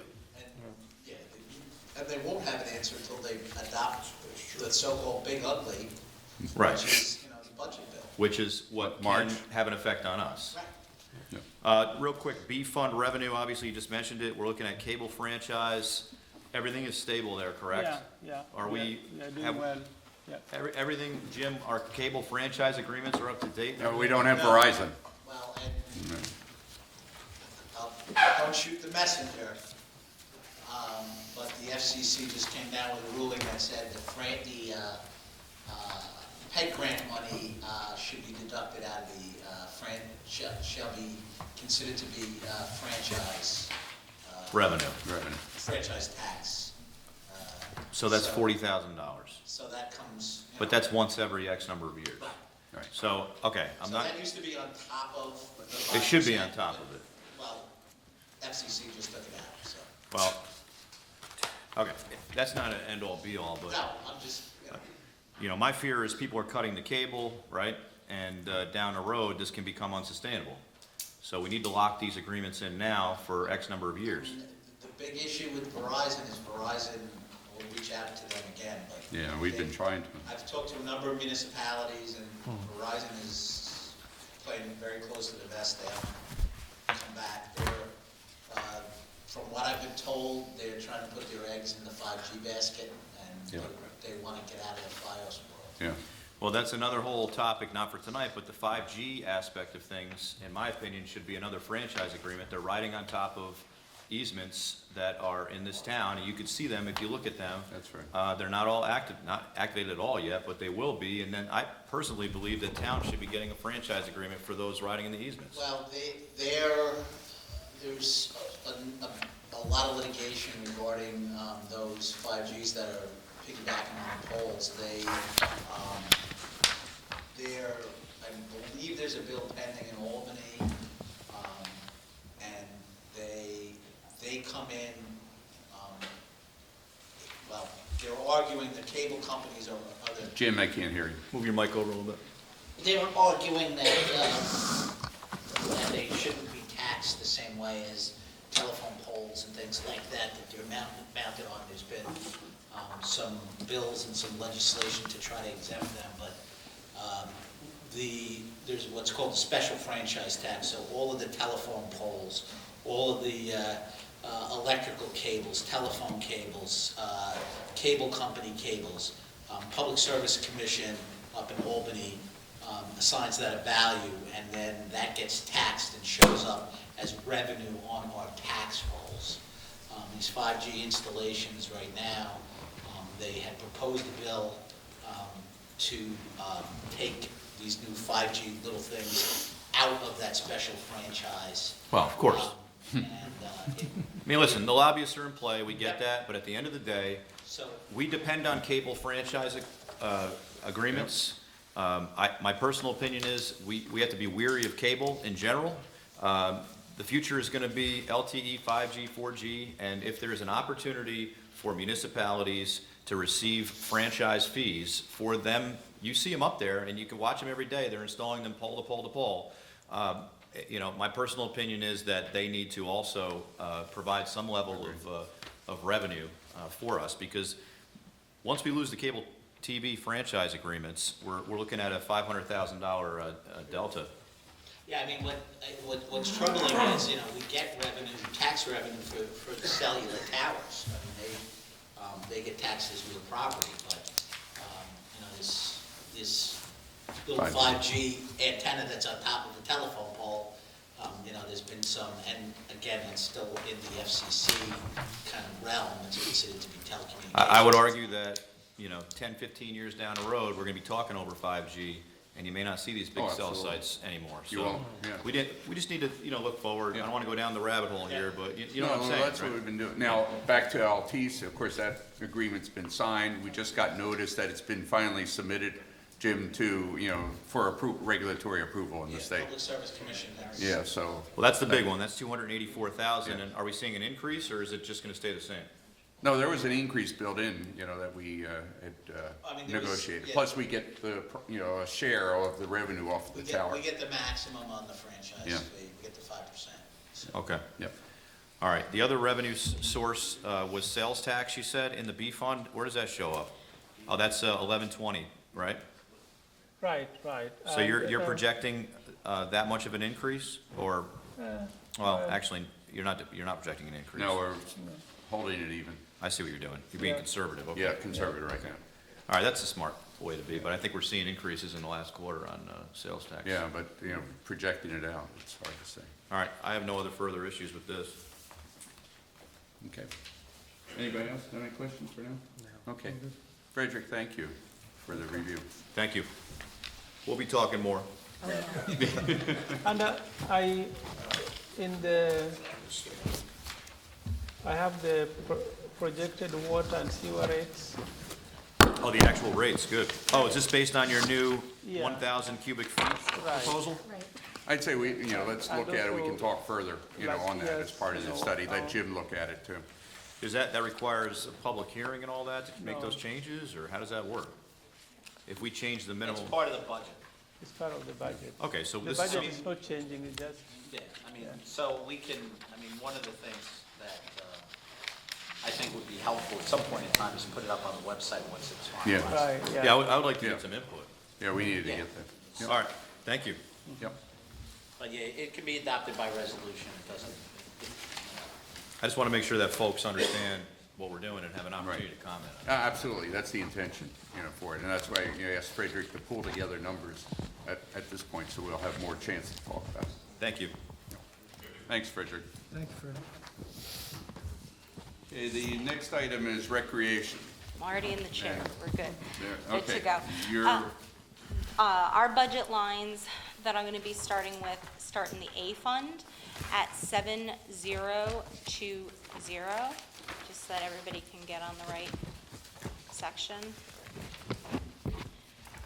We have a lot of unused lines, so you're gonna feel like I'm skipping around a little bit, but, we That just- would be page, excuse me, that would be page 12 of 18, on the big one, page 12 of 18. Thank So you. You might feel like we're skipping around a lot or jumping numbers. We have a lot of old inactive lines, all right? I'm gonna start with the overall number before we get into the itemized lines. For 2020, with all of the things that we're doing, and you'll see that we're adding a lot, there is only a roughly $7,700 increase in the recreation budget. We've gotten really creative with how to improve our programs at a lower cost using what I always like to call people power, which is your most valuable resource. So I'll get into some of that in a little bit of detail as we go through here. I'm going to focus on the increases because I think that's usually where the most questions come. So the first increase you're going to find in that budget group is .108, which is a line that's labeled Events Coordinator. That is a full-time, year-round position that would assist the Recreation Department in a lot of the things that happen after hours, a lot of the errands in terms of what we need to do for events, a lot of the summer concerts. We're looking to expand our summer movie, or our, what will be spring and fall movie series. We've got a lot of outside groups that are coming to us wanting to run certain activities here at Town Hall, at some of our facilities. And at this point, we have no kind of quote-unquote after-hours oversight into that kind of activity. Otherwise, we've had to kind of turn away some. Just keep going, yeah, it's some- just, there's a delay on the Oh, broadcast. sorry. Turn away some things that people have been interested in doing here in the evenings and on the weekends. Okay, so that is that position. I can give you, as we get further along into the budget process, a full job description for that. I do have it. I think that we need to talk about it before it goes a little more public, so that we're all on the same page with that. The next is a position, you'll see it is .109. It is park attendant. This is a position that Steve Frazier and I have discussed as a joint position between our two departments. The majority of the responsibility being at Robinson Lane. Robinson Lane has skyrocketed in use over the past couple of years. We're putting a lot of pressure, unfortunately, on the folks of Little League to do certain maintenance for leagues and things that are paying us for the use. So Steve and I are both very much in agreement that a facility that gets as much use as Robinson Lane really should have some on-site monitoring during the heaviest use times. Okay? Then we're gonna jump all the way down to .199. That is the comp line for the Recreation Department. And the reason for what would seem like a large jump there is for things like Community Day and some of our other events, we've started having town hall staff that have gotten involved, have signed up to work at these events, and currently that time is getting charged to their department's comp line. So for an accounting purpose of what the Recreation Department is using in terms of manpower, having a comp line that it can be charged to in our budget helps us all keep track of that better. I think you'll remember at Community Day, we had members of the assessors, or people from the assessor's office and the comptroller's office, and everyone kind of coming together to assist at these large events. I'm not sure if that's appropriate accounting, though. If someone is working here in one position, that still, they're there working in that rate. Do you know what I'm saying? They may be in a different capacity, but I'm not sure that methodology is appropriate. We can look at it. I mean, I don't have a problem increasing the line, but I think that, Frederick, is it appropriate for an employee that works here in the town hall in one position being paid comp time out of another department's budget? I think, yeah, we've done that. Yeah. We have like an employee that, Because you could have a B fund employee now that's getting paid comp time out of an A fund line. you can have more than one line. Yeah, I mean, I think it's appropriate, we have a number of, I think Jessica's titles at a couple of different Yeah, lines. yes. Right, but if you have an A fund employee getting paid comp time out of a B fund Well, I line, mean, or- I think if they're working in, if you have a B fund employee who's actually doing work for doing an A fund Yeah. task, I think they have to be paid out of the A fund. Yeah. So. I don't what about working out of class? Isn't that a concern? Well, you can That's what I was. sporadic. So, that's, right.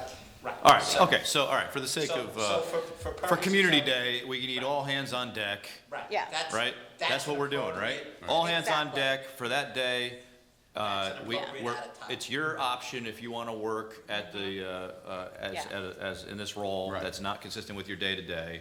As long as nobody has an objection, then I can see it, but not a consistent. No. No, I No, think it and- was for a special event like Yeah, that. right. and That's it what we had also in mind. goes to cover buildings and grounds employees. That's how it's been used in the past, our comp line. Oh, that comes out of yours? Yeah, so if a buildings and grounds employee is working outside of their department, helping at a recreation event, they've been paid out of our comp line. So that's why I figured we Okay. kind of had that precedent set that if you're doing recreation work, you can be paid out of our comp line. All right, so that is that one. If we go to 7020.200, that is, we all have to get new computers next year. It's not a choice. That is that line. So every department has Has that to built get- in, as yeah. a result of the software changes and security upgrades. Yes, so you'll see a similar expense when we get to the senior center. Office supplies, which is .400, there's a $500 increase in there. We're doing a lot more printing and signage and advertising and things like that. So we've got an increase there. All right, we're gonna jump to another budget. But we're also looking to, across the board, at more county shared services on the printing, since they do a great job at a much reduced cost, as we found with the town guide and some other Yeah. things, so. Understood. Okay, so we're gonna jump down into the 7140s, which are the recreation instructor and clinic charges. So the first one is .101, which is tennis. That's just an increase of $250. Oh wait, I'll let you catch up, I'm sorry. Jessica is on page 14 of 18.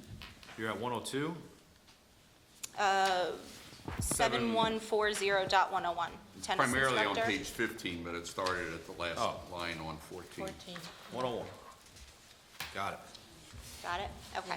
Thank you. So that's a $250 increase. God bless We- you. Excuse me. Bless you. We've seen a resurgence in our tennis program, which again is exactly what we want to be seeing. Tennis went through kind of a low period and it's back on the rise, so we have to start financing our instructor to handle more classes. So that increase is based, comes back to us in revenue. He's teaching more classes, more people are paying for classes, so therefore that's a wash.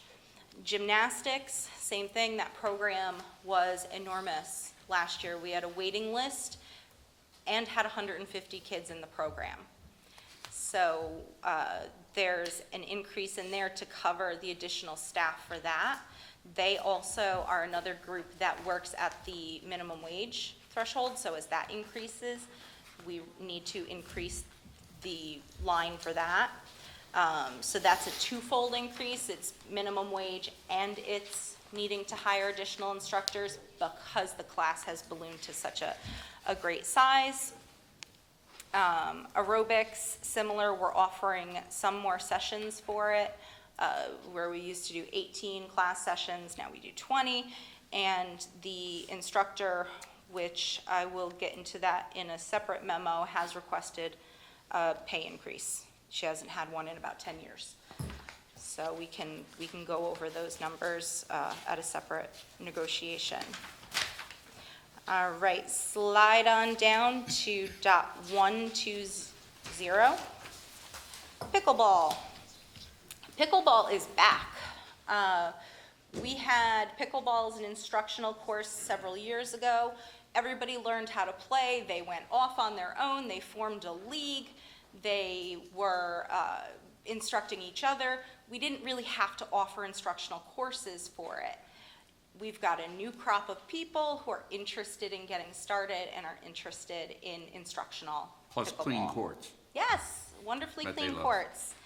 Wonderfully clean courts. So that's just adding back in a program we used to have. So then we've got 7140.400, winter program supplies.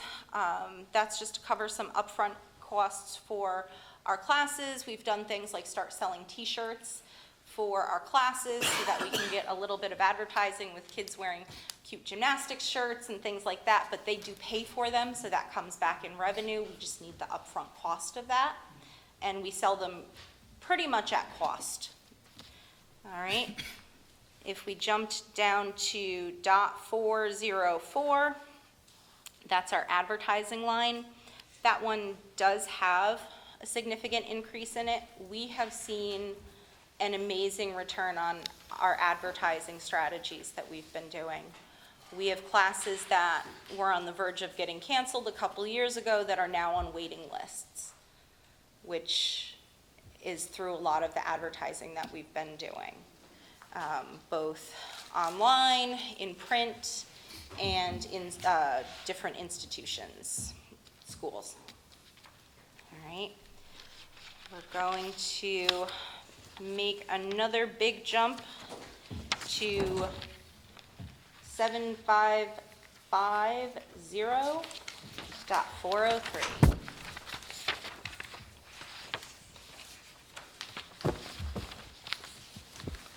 Which is the Community Day line.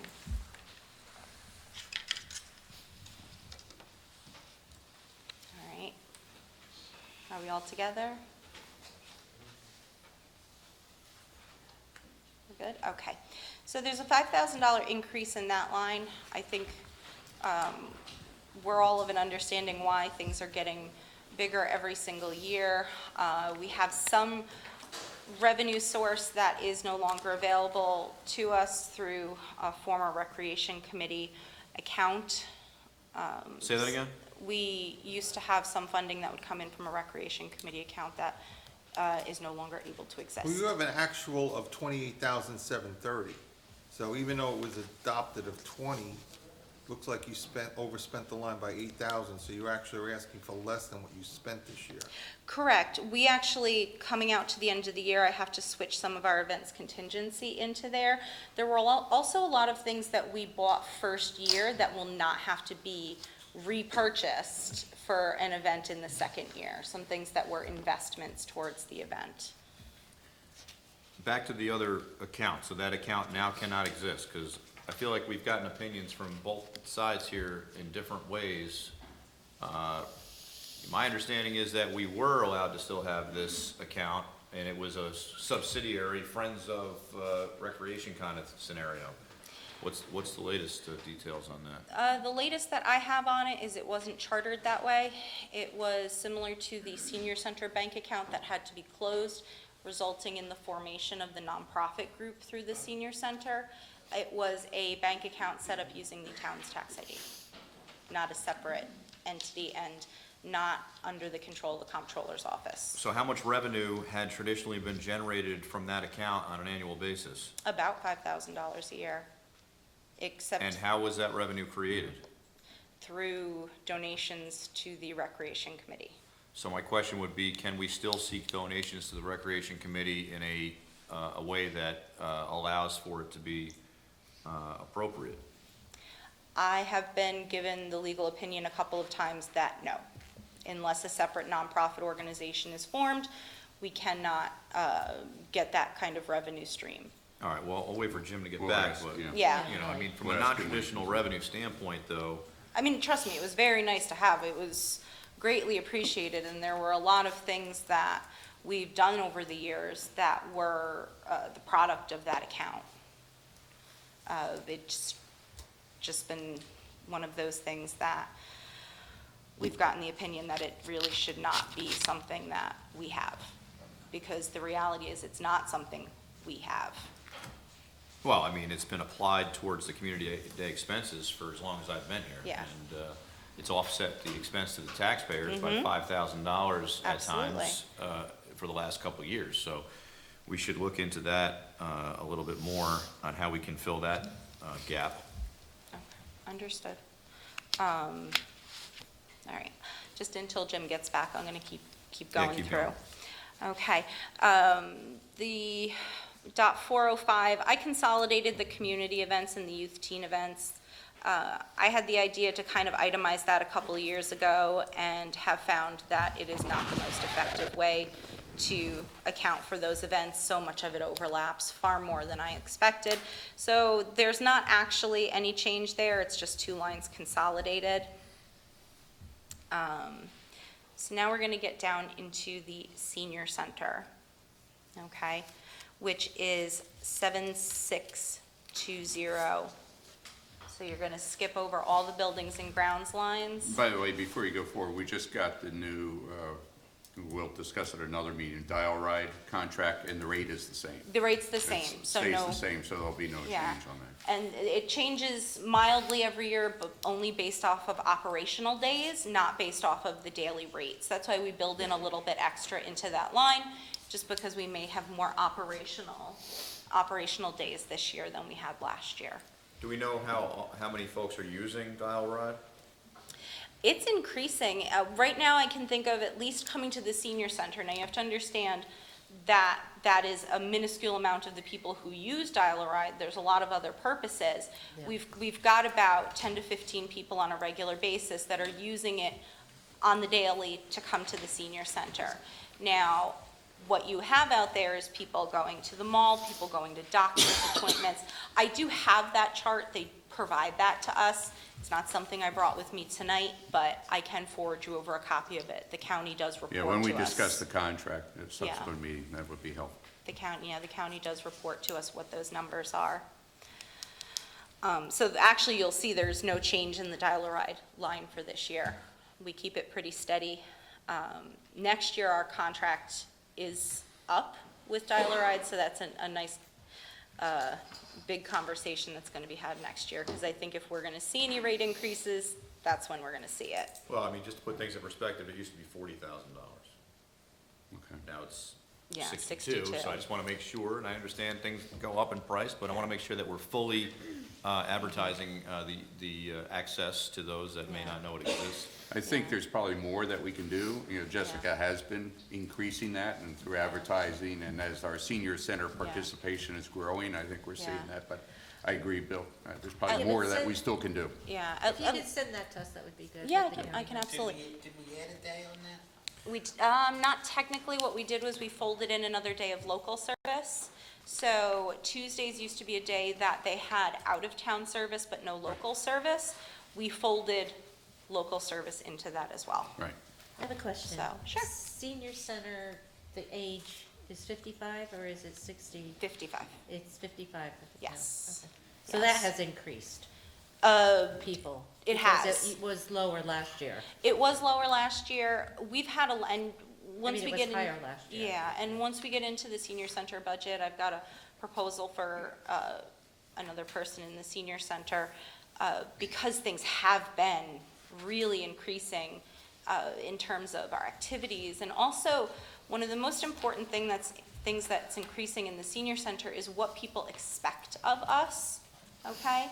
With having younger groups and younger people coming into the senior center. They expect a very different experience and a different set of activities and things like that to the folks that we've had for 2 decades that are in their 80s and 90s now. I bring this up I'm confused. 55 is not senior citizen, you know? That was something that was amended by the board when the senior center nonprofit came in here. Well, again, back to the history of the whole discussion, 55 is defined by law relative to affordable housing and those types of things. And that doesn't necessarily mean you're a senior citizen. You're not a senior citizen at age 55. I mean, the closer I get to this age, the more defensive I get. AARP will send you a call. But then again, There are some benefits, Bill. then again, you all are much closer than I am. But that being said, I almost feel like if we advertise the senior center to 55-year-olds, I wouldn't want to go there.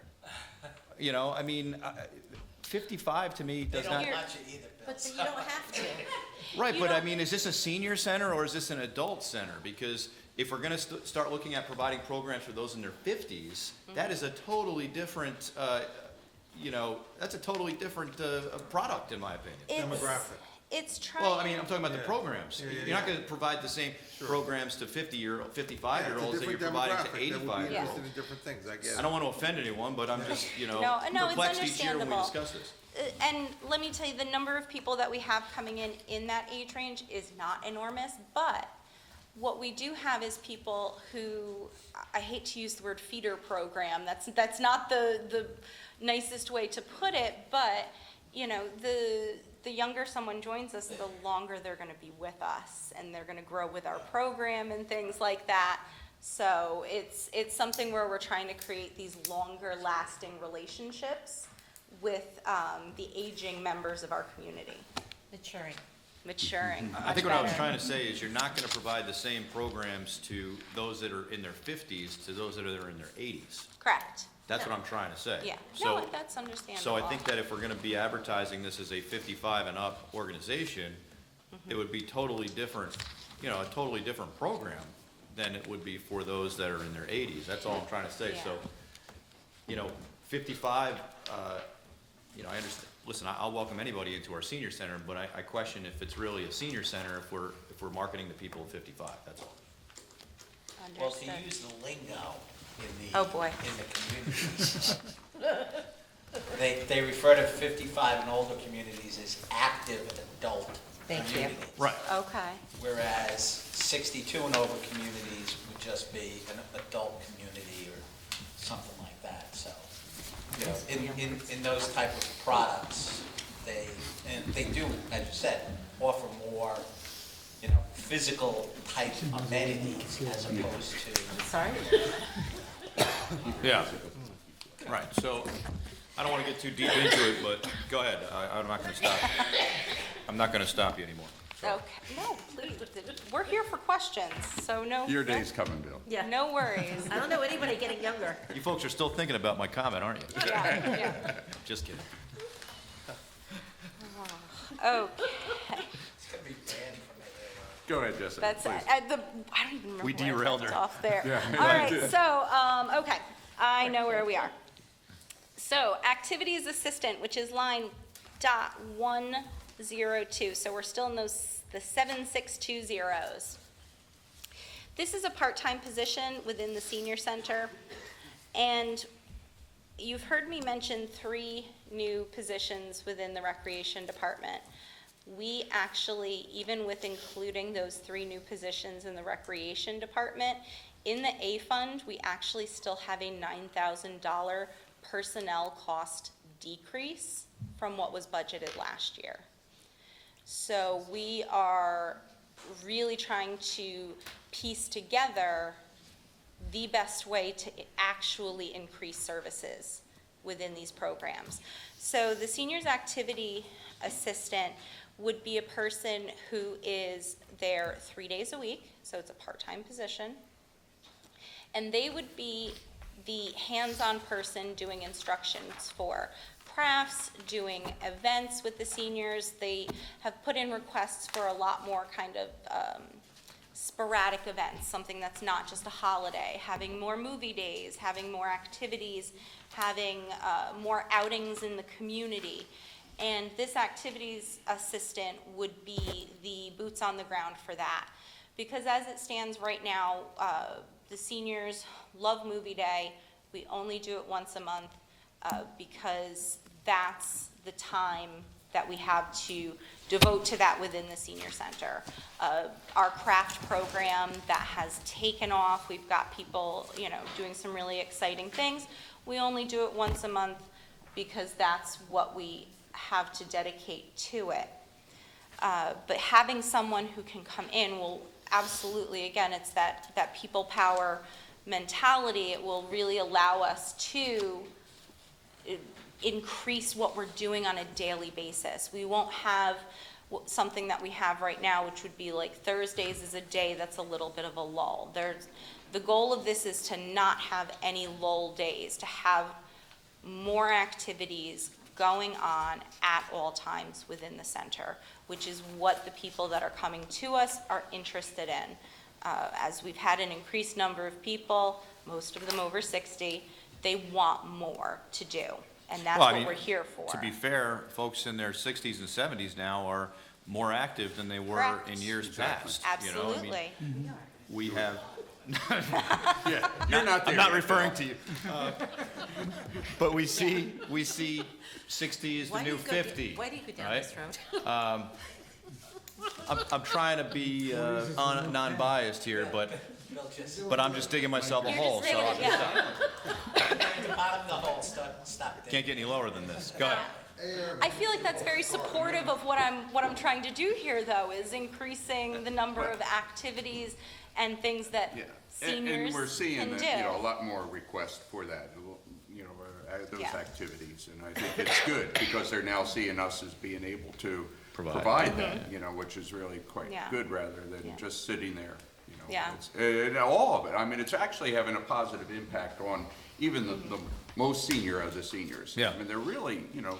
The program's active becoming now. quite vibrant Yeah, again. I think, There- Right, no, I think you're doing a great job, but I want to say, though, we need to make sure we understand what our mission is, right? And that we expand our mission in a way that doesn't leave anyone out, right?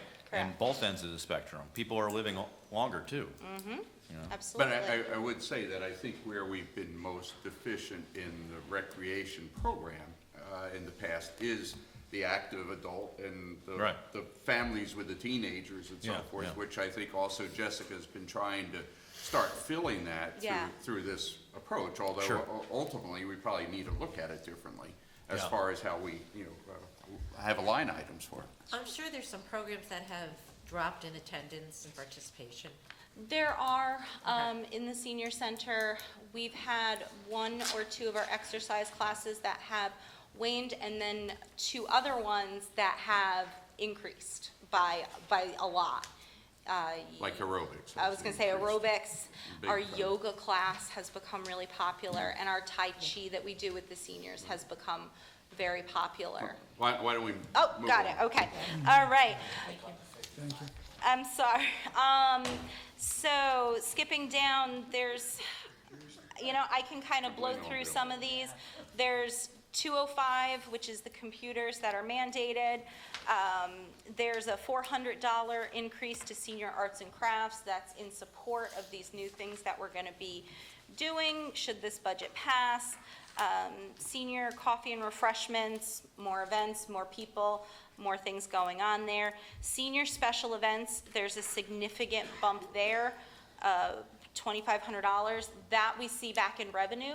There's a lot more places that want us to pay upfront for these events, so we're having to put that money out there Why and don't get it back. why don't you talk a little bit more about the senior trips, you know, which is the bigger item? Which is okay? the one down at the bottom, that one is a $2,000 increase. Right. Yeah. And that is exactly the same premise. There are a lot of places that used to allow us, to my chagrin, because I'm not thrilled with this level of accounting, but used to allow us to kind of pay as we went through the door. Meaning, Bill would go on a senior trip and Bill could pay his way in as he arrived, okay? Now they want more reservations up front, check cut up front, and then we take it in as revenue. So that's the purpose of the increase in that line. And there is a lot of appreciation and growing interest in the trips, actually. Once we've they've been restored them, filled. you're starting, you know, Our- this yeah. year, basically. You know, and to add on The to trips that, have been filled, yeah. and to add on to that, if we're gonna add people to the senior center to assistance, for example, with activities, I'd like to see, at least before this budget is adopted, the specific activities that we're gonna be adding. absolutely. Because That's- I'm not comfortable adding money to a budget when I don't know exactly what the seniors are gonna be benefiting for. They certainly do deserve more programs, more activities, Yeah. more concentration in that program, because I don't think it's fully utilized the way it could be. So I'm certainly for funding this further, but not without a plan. Yeah, And I'm serious, I wanna see it before we adopt this budget, specifics. Understood. The 2020 curriculum for the senior center is in progress right now, and it's going to reflect the addition of these sort of things. I do want to leave a I small. think Mike's looking for a little bit more, and so Exactly, I'll and talk with you. exactly, we'll work on and that. I'm No, gonna that's- ask for it before the budget's Yeah, adopted, so I'm just giving you a heads up, that if That's- we don't So we can have talk it. about that. That's what I'm trying to Yeah. say. I am already doing, okay. No, I understand that. I want to have it completed Yes. before the budget is finished. I want to put that on the record. Yes, absolutely. And relative to the bus trips, these are like Radio City Music Hall, they're not the casinos, correct? Well, they are not the casinos, let me start there. That is the responsibility of the Senior Nonprofit The Association. 501c3. The town no longer handles anything that has to do with the gambling trips. We can't, we shouldn't be. I'm not and we don't. against going to a casino, but we just have to We make sure can't. that, we're making sure that taxpayer dollars are not. Yeah. Correct. in it, That's you the know. 501c3 that they Yes. generate from their separate. And that was one of their main purposes, was to fund things that the comptroller's office frowns upon us funding. Those trips are things like plays, Yeah. outings to kind of cultural events. Right. Oktoberfest, but senior style Oktoberfest, it's not a drinking And then event. reviewing, the audit that we're just completing, the controller's office noticed that and appreciated the board efforts to create Yeah, that. to get away from that was something we were very smart to do. The last increase in the senior center line is .416, and you'll see there's a $450 increase in postage. In 2020, I would like to do, based off of some information I can get from Star Exemptions, a senior mailing through the town, just to get information about the senior center out there. We don't even have a list, correct, of What- all the seniors in our town. I've Well, asked this no, before. and but- the best way to get it is to work off of the senior star exemptions, which is a way that we've Right. reached out to people before. So that's how we've done outreach, and I plan to do a mailing in 2020 to as many people as we can get. Okay, But the beef- senior star exemption would be what age? 62? Yeah, I believe so. Yeah. 62. I mean, you could probably get Board of Election information based on date of birth, registered voters. Yep. Might be one way. Yeah, no, Okay. that's another, Yeah. that's another way to do it. When you get to the B Fund Camp, I'm gonna make it very easy for you. There is only one major increase in there of $2,000, 2 camp field trips for exactly the same reason that I described for bus trips for the seniors and events for the seniors. More places want that cash up front instead of allowing us to pay day of. So instead of all the kids bringing $10 to go to the Renegades game and us paying when we get there, we book it up front and have to cut a check. And so ends the recreation budget changes. What questions do we have? That was a lot of information. How many quote-unquote seniors are currently attending the senior center? We have 160 on a regular basis. So not meaning on any given day, but we have 160 people that we see at least once or twice a month. But So what's the whether it's average number that are in attendance on a day? about 25 to 30. But we'll get 2 days a week or so Where where it's we nearly have- full. Yeah, But and on a that, Thursday or a Tuesday Exactly. afternoon, it's still lagging. And I mean, that's- very slow. that's where I'm talking about some of these increases in programming with having someone there Tuesday, Wednesday, and Thursday, which are our slower days, to increase those activities. Because it's really pulling down the weekly average. On Monday, we could have 50 people in there. Right. And Now- on Wednesday, we could have 30. On Friday, we could have 50 again. But when it drops on those 2 kind of lull days where we want to beef up these activities, it tanks what is an average. Since the art show that we had here, Yeah. the seniors' participation in the art class has really grown. Yeah. Well, what I'd like to see is, I'd like to see enough activity so that every Right. day there are 50. Yeah. And that's what we're And trying, that's where we're That's why I trying to want get. to see some Yeah. specific Exactly. goals Yeah. and ideas on Especially how if that's they- going to get accomplished. If they like the movie thing, maybe do the movie thing 4 days out of 5. Yeah, yeah, And and you'll get and more that's, Yeah, participation, and- something along those lines. And we Exactly. proposed, we Something. proposed even having movie in here, where we now Right. have greater, Mm-hmm. capability, including the big screen back there, and rather than the screen in the Yeah. senior center. so what overall kind of questions do we have about the 2020 approach to recreation? My last question is, how many children were enrolled in the summer camp this year versus last year? We did go down a little bit, we went down by about 16 kids, so it was 128 children. With having a price increase, I don't think that that's too bad of a loss, but what we did do is achieve our goal of closing that gap. We closed the gap by about $3,000 again for the subsidy of summer camp, which was our goal. Thank you.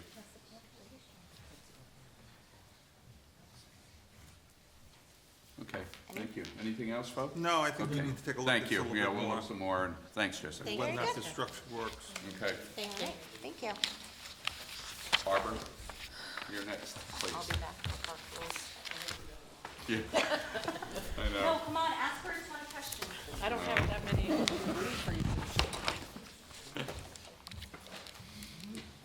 So I'll start with the fire department, and that is in fire inspector. That's, is 3120, B Fund 3120. yes. Or it should be 3410, right? Yes, I'm sorry, I was looking up above. So the only increase I have there, which you don't have in your pages, is that after the budget was put together for you, and after I'd asked everyone in our department for anything we needed next year, it turns out the codes are changing in January. So we need to have the NFPA code for the fire inspector. We only need one. There are times that the building inspectors do need to look things up as well, but that would be just on Mr. Prager's computer.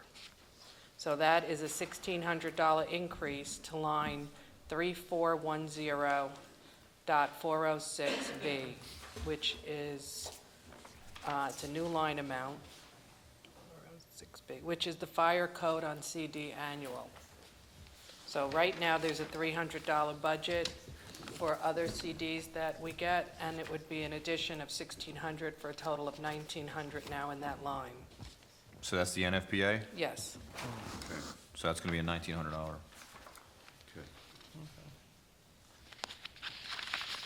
There's also the addition of one computer for his department. His computer Yes. has been taken from other people. Very old. In the code enforcement department, which is in the 3620 line, there are three new computers for the 3 inspector positions. And the only other addition there that you do not have at this time is, since the code is changing, in the past, New York State used to give us books for every inspector, free. This year, they're going on to PDF. They're only going to supply 2. So we need 3 additional for the office and 1 just in general. They're $400 apiece, so that's an additional $1,600. And then we'd like 1 set of hard books. Just sometimes we have a resident come in and they actually want to see something. It's hard to show them on a computer, so the book can be used to deal with residents, to show them or make them copies where it's a little harder on the computers. That's $600 for an increase of $2,200, and that would be in line 3620.400B. It was supplies and NISBOC dues. It's a $3,000 line. It would now be $5,200.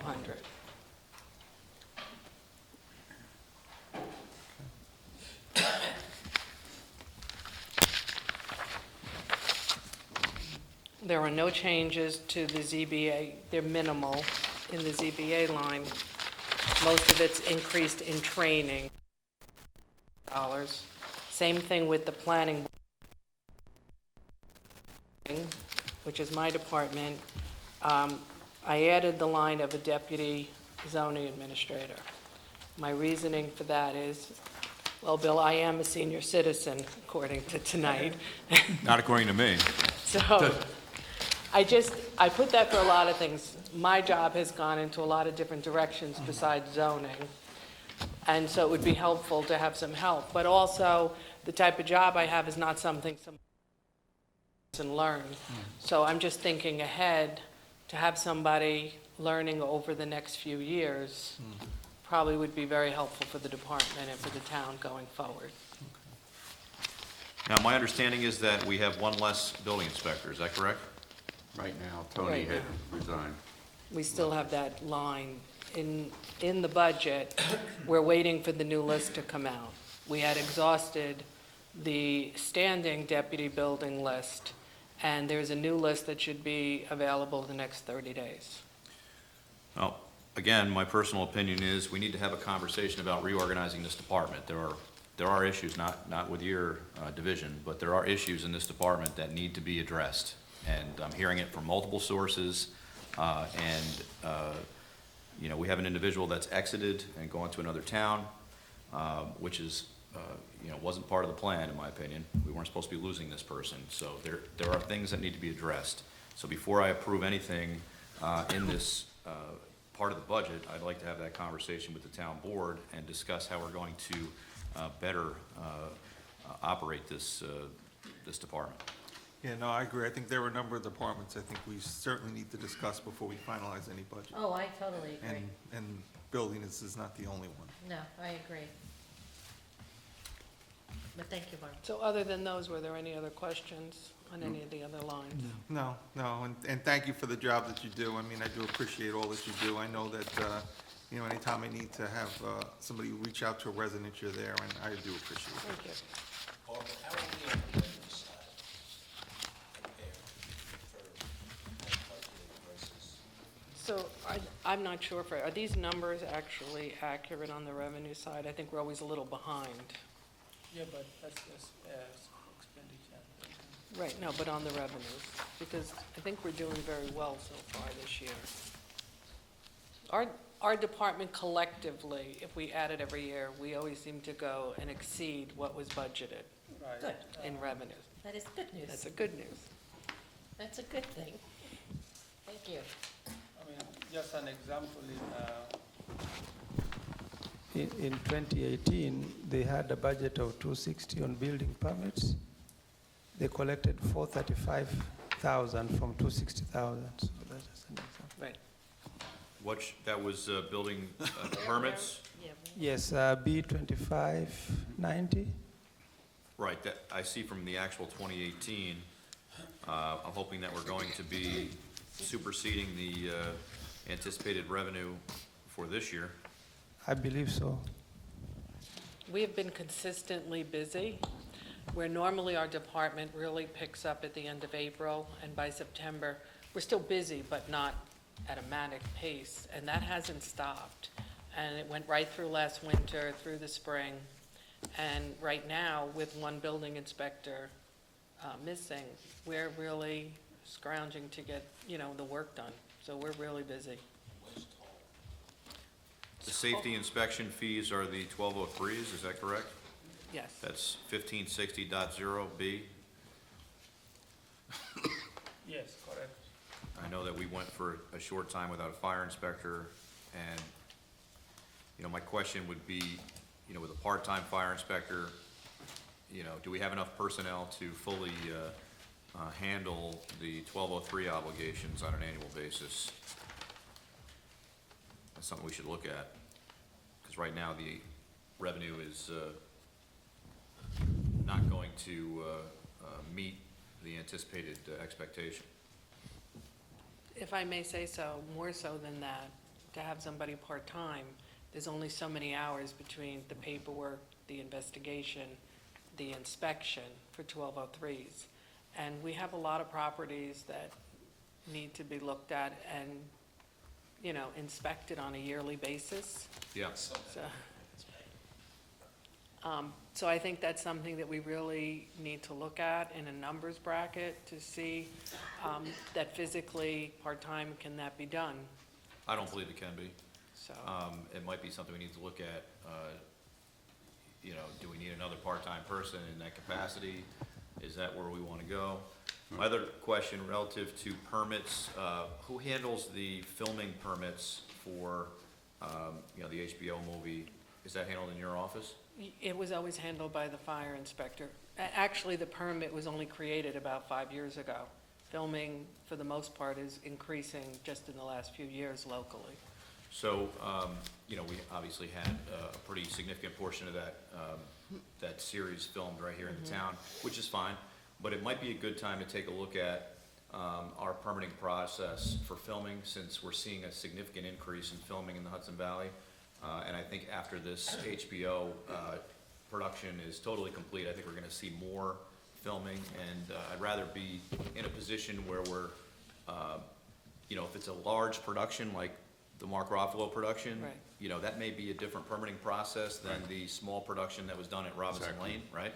So perhaps we can take a look at that type of thing and make sure that, you know, we are somewhere in the right range. And perhaps through Dutchess County, we should have some sort of a liaison to let us know when they're filming. We would have a lot of times, whatever the gentleman's position was, he would come in panicked because say they had to go back out to Sonic for Right. retakes. Right, and they know And all he that. would, they called me out of a meeting to sign a permit because he needed it that afternoon. Right, Right. right. So I think they know when they're planning, maybe not for Exactly. that, but they know when they're planning different takes and where they'll be. Right, so, obviously Dutchess Tourism is very proactive in this, so, Yeah. you know, somebody having, you know, communication with Mary Kay. We do regularly. Okay, you know, obviously that was a weather-dependent thing, Yeah. so I think they were waiting for the right weather day to finish that scene, and you were in a meeting. Well, then they came back 3 more days, so apparently that take was tough. So, anyway, good job on us handling that, though, and being able to, you know, make that happen quickly. Thank you. Okay, thank you, Barbara. Thanks, Barbara. Mr. Pena? I gave a handout to everybody up there to support the increase and the reasons why. Thank you. One of the things that, obviously, and I'm going to go over these with you. If we look at 5132-401, obviously, we put some money in that. It's the highway building. There's work that's got to be done there, and, you know, it's revenues to try to keep it together. So What page is this, student? I don't have the pages that you have, Angela. I don't even have yours. Well, I you're can only talking go about off the of DB my, fund I right can now, go off right? of my budget of Okay. my items, and that's the way I have it. Those first ones are A-fund expenses. Yeah. Yes, thank you, Okay. Bill. It's A Fund 5132. Obviously, there's a memorandum there for your review from Morris Associates dated 2016 that you can take a look at. I don't think we need to discuss it. It's written, you're aware of it. So those things we have to work towards. The buildings need work, but there's also remedial and things of that nature that need to be taken care of. I put 100,000 in there, and I'm hoping that'll take care of the environmental remedial actions, which remedial meaning construction as well. Number 8162, all right? And this is something that, again, A Fund, thank you, Bill, 8162-400A. I've had a lot of people say to me, you know, we like the bulk pickup. I've had people say to me, why am I paying a fee to the recycle center when I'm indirectly paying it through my taxes anyway? Good questions. The fact of the matter is, one time we had it when I was on the board, it was free. But there are issues. There's title issues and things of that nature, which I talked with Jim and the supervisor about, but what we could do is possibly offer a leaf pickup similar to the town of Poughkeepsie. The bulk pickup within itself, there is no town other than ourselves that's done it. I put it in every year it got cut. Again, I sat with Royal, and, you know, we're gonna have to go out to bid with that with Royal. I mean, even though they're on the county bid list, Jim spoke with Royal, and correct me if I'm wrong, we're gonna have to bid out. But the leaves is something we could try to offer our people. Obviously, there's leaves, get on the roads too, so we could probably work that. And, but there's gonna be a 14% increase in containers, and we don't have that cost totally nailed down, so it's a guesstimate at this time. Education, I cut that. I've been able to take a few courses, taken a lot of courses actually, but I've been able to cut that a little bit. If we need some other big courses come up, I can increase it. That's 50-10-402. One of the things we found out was this thing we talked about, the drainage. I mean, people talk about, believe it or not, the sweeper's supposed to go out 3 times a year, not once, by law. So there are a lot of things that courses I've taken that not only it goes beyond understanding construction management, but the laws that are responsible for. One of the big things is the Department of Justice now regarding the handicap and making sure there's lanes on the side of the road. That in itself is going to have to, when I talk with the engineers, we're going to update the spec for roads. Our road spec needs to be updated. Barbara had said earlier about fees on the building side.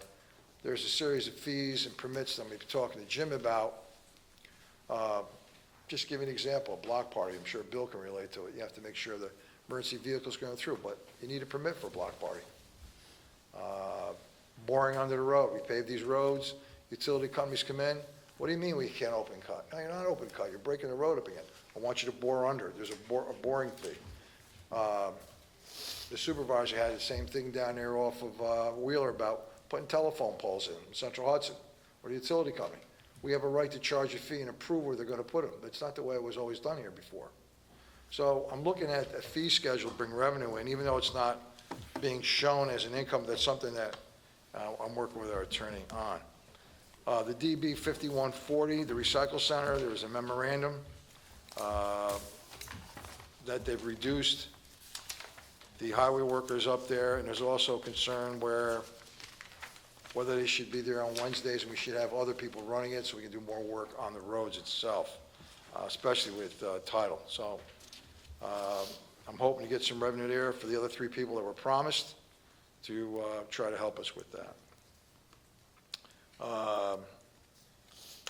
DB 5130, now that's the big hit, and I'm sure there's a breakdown from the mechanic. I'm not a mechanic, and we sat down and went through it. Now, one of the problems we're having, we don't have a wash bay, but the supervisor and I were able to talk with LaGrange. Mike Kelly's the highway superintendent. They have a wash bay set in. Those trucks, over the years, had a fire hose. They used to wash with a fire hose. Well, a fire hose is not going to do us justice, but that's what was done. When I came in, I actually was able to work with LaGrange. We could take our trucks, drive them up there, it's like a car wash underneath to protect the salt on our trucks, and actually watch it fall off. And for $10, that was a steal, $10 a truck. And Dick, I thank you again for getting that with LaGrange. Yeah, Alan was willing to. I was happy. Mike Kelly said to me, look, we try to preserve our trucks. Now, another thing that just came out of one of the seminars, obviously in New York City, we have tugboats, and those boats are in the water, and they have engines and stuff, and they worry about the salt and the rotten. There's a chemical out there that we could take to try to spray the trucks to retard some of it, but the trucks are rusting out. You got trucks with 30, 32,000, 40,000 miles on them. It's a real sin. The frames are rotting out. And and the mechanics are telling you now, I don't care. We're not going to certify them. It's our license, it's our life, not yours. So, again, there's trucks that I need to order, and it's written in their proposal, and we are out to bid on those, and we're looking at about $940,000. I would imagine you might want to go out. When I was on the board, we bonded it, but from a safety standpoint, we do have to have vehicles. We are sending a couple of vehicles out to have the frames reworked to try to Band-Aid that.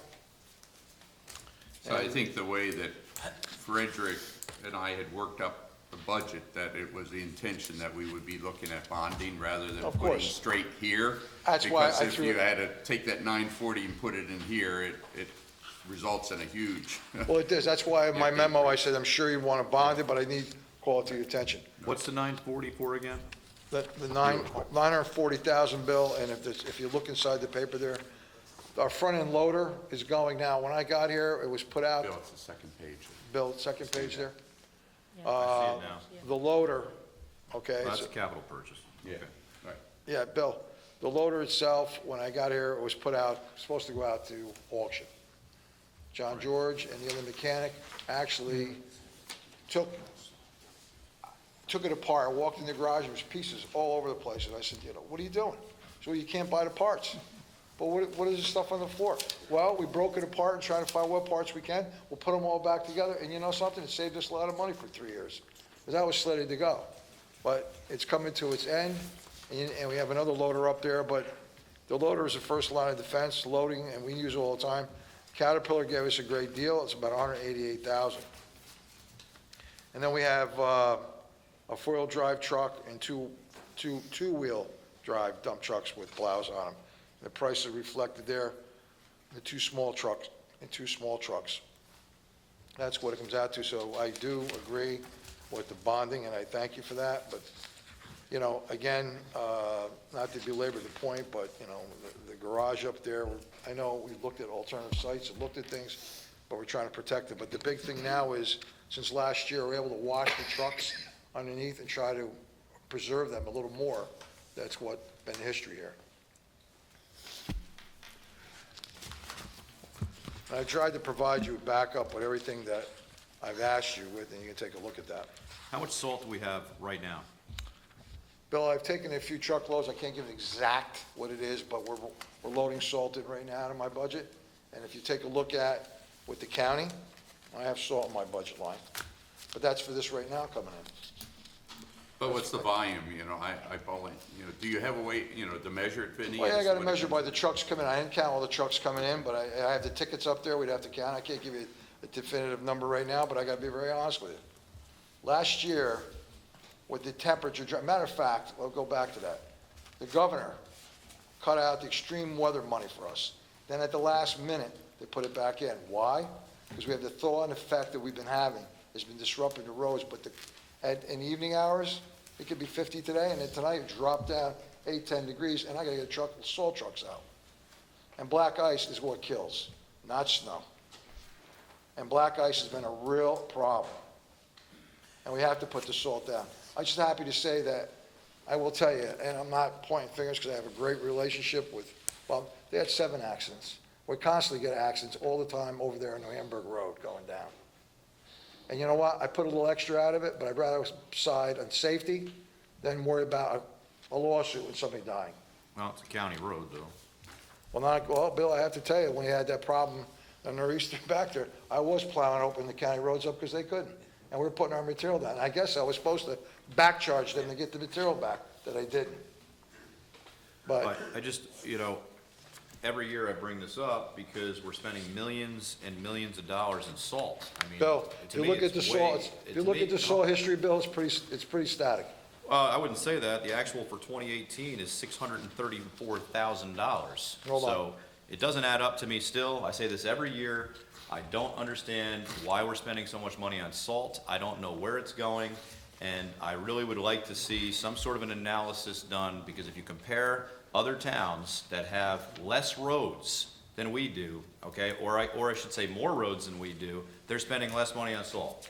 And I can tell you 2 towns that I've looked into that are spending less money on salt on an annual basis that have more roads than we do. Well, So, Bill, I work on safety, and I look at it, and I looked at the accidents the county had with the sprinklers, and I'm gonna put out, if we don't have it and there's an accident, I can only point the fingers, and I'd rather be on the listen, side of I safety. agree safety first, but we ought to be prudent here when we Bill, I spend am prudent when I put it 639. out, and the accident schedule clearly in itself speaks to itself. Between 2018 and 2019, we spent $1 million on salt, $1 million. Well, I think the relevant question isn't obviously we do agree on safety, is that the quantifiable measure of how much we have and how much we've used.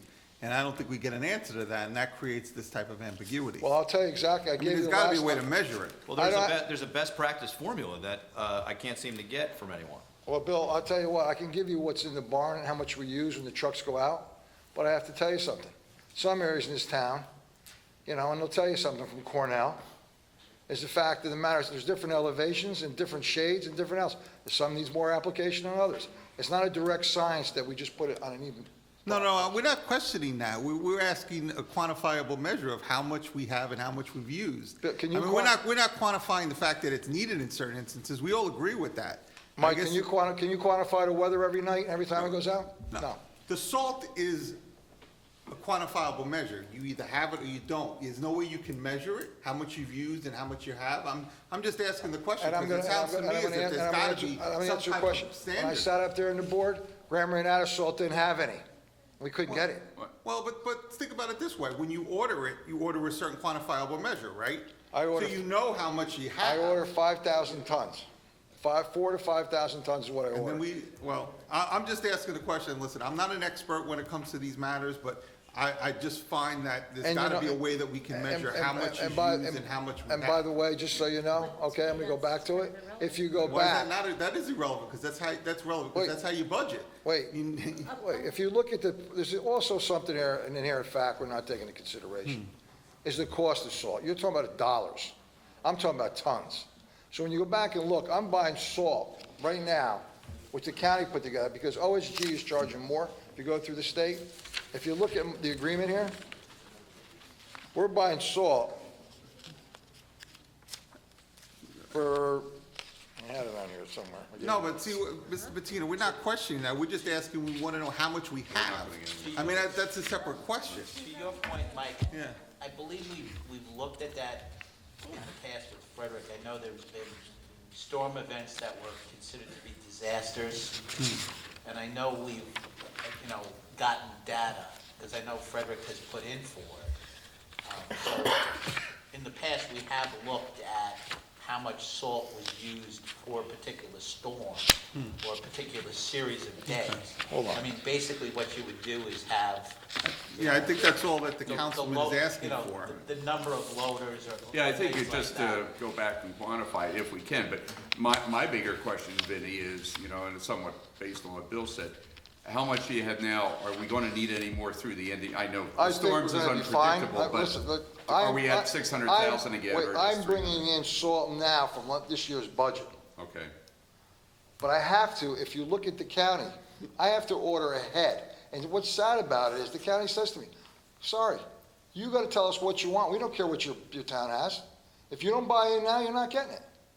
And it's kind of sad in a way, because if I don't take it and I need it, I can't get it, but then I gotta come up and rationalize I need it. So I try to go on the side of safety. Now, I know you have it, and I guess I gave you my only copy, one of my only copies. But you see what I'm buying at through the county. And the county said, I think we're at 70-something, what do you have? it up there, right? 75. 75, which is cheaper than the state of New York. Now, if you look at the dates when I have to put that in, I'm buying, I bought it for 2 years, try to lock my price in. See it? That's on there. So, Right, but the town of Colony is paying $62 per ton. So there's great discrepancy here across the state on what Well, I'm- municipalities are paying. And I don't want to get any deeper into this because I bring it up every year. We need a better system. We spent $639,000 in 2018 on salt. Then we spent $381,000 in 2019 on salt. That's over $1 million in salt within a 12-month period, if you look at it. That does not add up to me. It makes no sense. well, let's go back with Mr. Foster, his last year, look at the tonnage he had, it was the same, Bill. 275,000 is where it Well, was look- when he was go highway look at- superintendent. Go look at the tonnage, Bill. I'm looking at the amounts. Well, We were I- paying I- $275,000 a year for salt in those days. I remember specifically. We just spent $1 million on salt. That's a major problem. Well, to Vinnie's point, I think. Sorry. I think the tonnage is, because in certain years, the price of salt has It's fluctuated. fluctuated Swamp. between $60 and $110 per ton. Right. I've researched this, I've looked at it.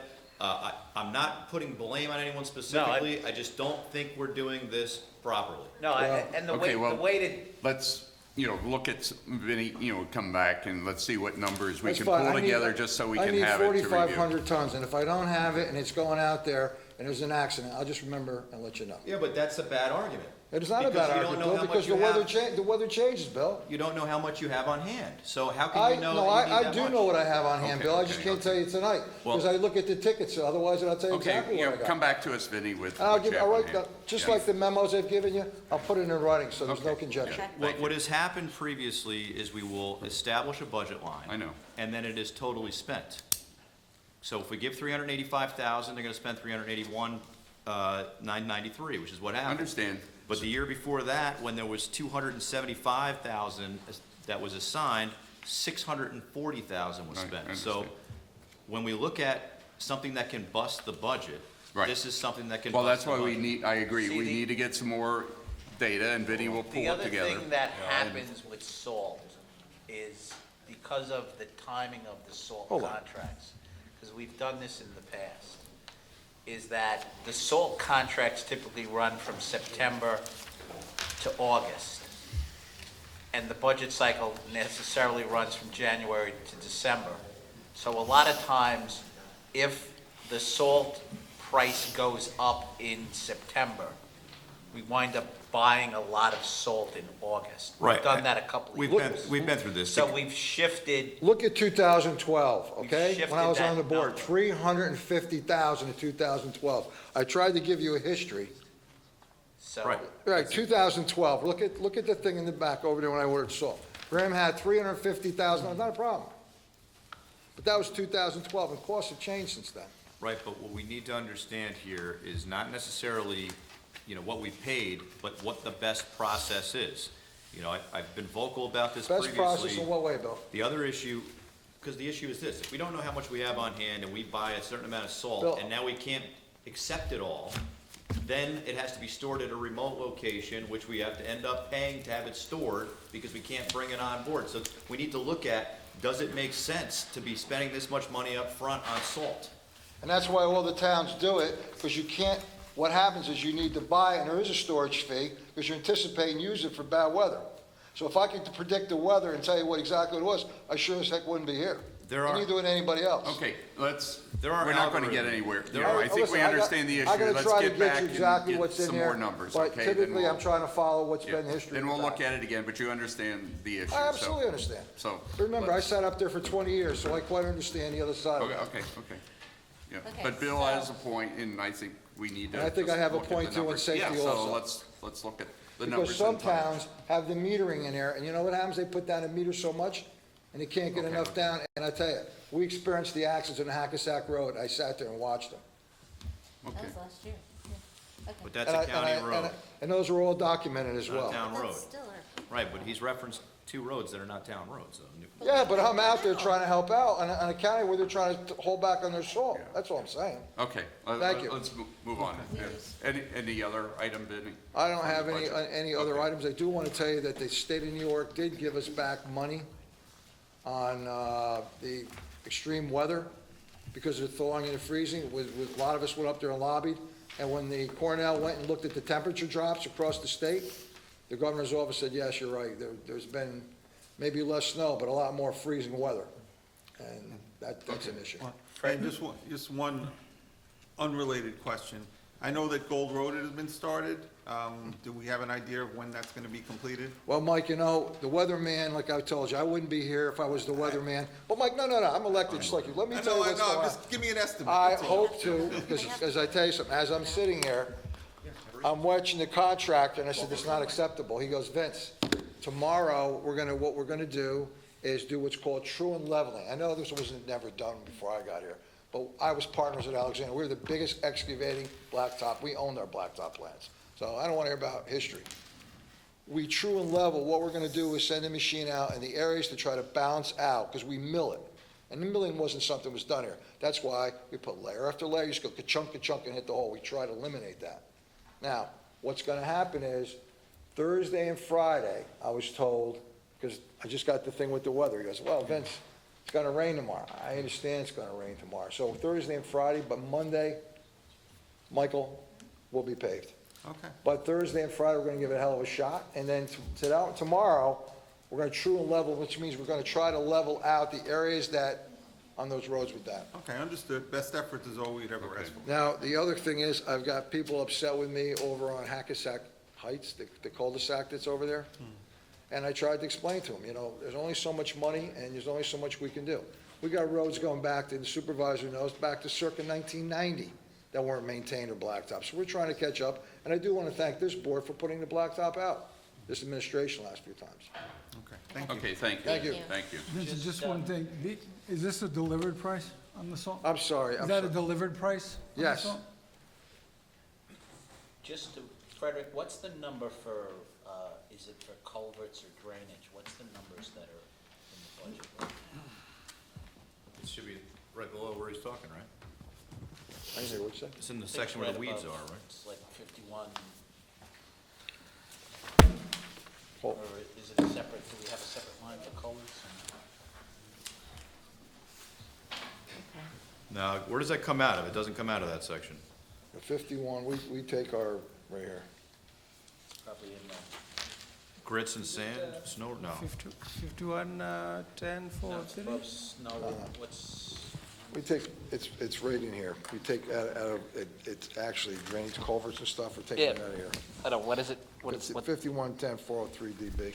5110, 403 drainage pipe. and what's Yeah, our that? culvert, it's part of it. So, year to date is, And also the risers is another thing, we put them in on the risers as well. year to date, $23, How much? 23. It hasn't been built, so we need to create a line specific to Yeah. that. But again, that, like I said, historically, the numbers for highway drainage has been minimal at best. Right, because it's just happening during the regular business day. So But- 'cause it's not being there's never- built, it's not being billed to that specific line. And there's never really been, There's never you know, been a line put in as appropriately should have been for But as years. we've found with the increased rain, we're having more. So maybe we I should, agree with Bill. you know, in the interest of 2020, so we can Yeah. see what's actually being done, as long as it's billed, the hours are billed to the line. Frederick, why don't we create a separate Yeah. line for that purpose? That's the whole purpose I we've been trying to support tell you that. for 20 years, it's never had it on line. So drainage And we're maintenance or supposed to something. have it. Right. We're supposed to have That's, it. that was, So we have. historically, that's been, and, CPL's add been, one. CPL's been working on, you know, it's. Okay, we'll add it, I'll We'll talk add with one. Frederick, and you can talk with him, so. All we're so trying we to do can- is drainage is drainage, and it runs, No, there's never been anything in the that's what I line, know. and it says we're supposed to have it, so. Okay.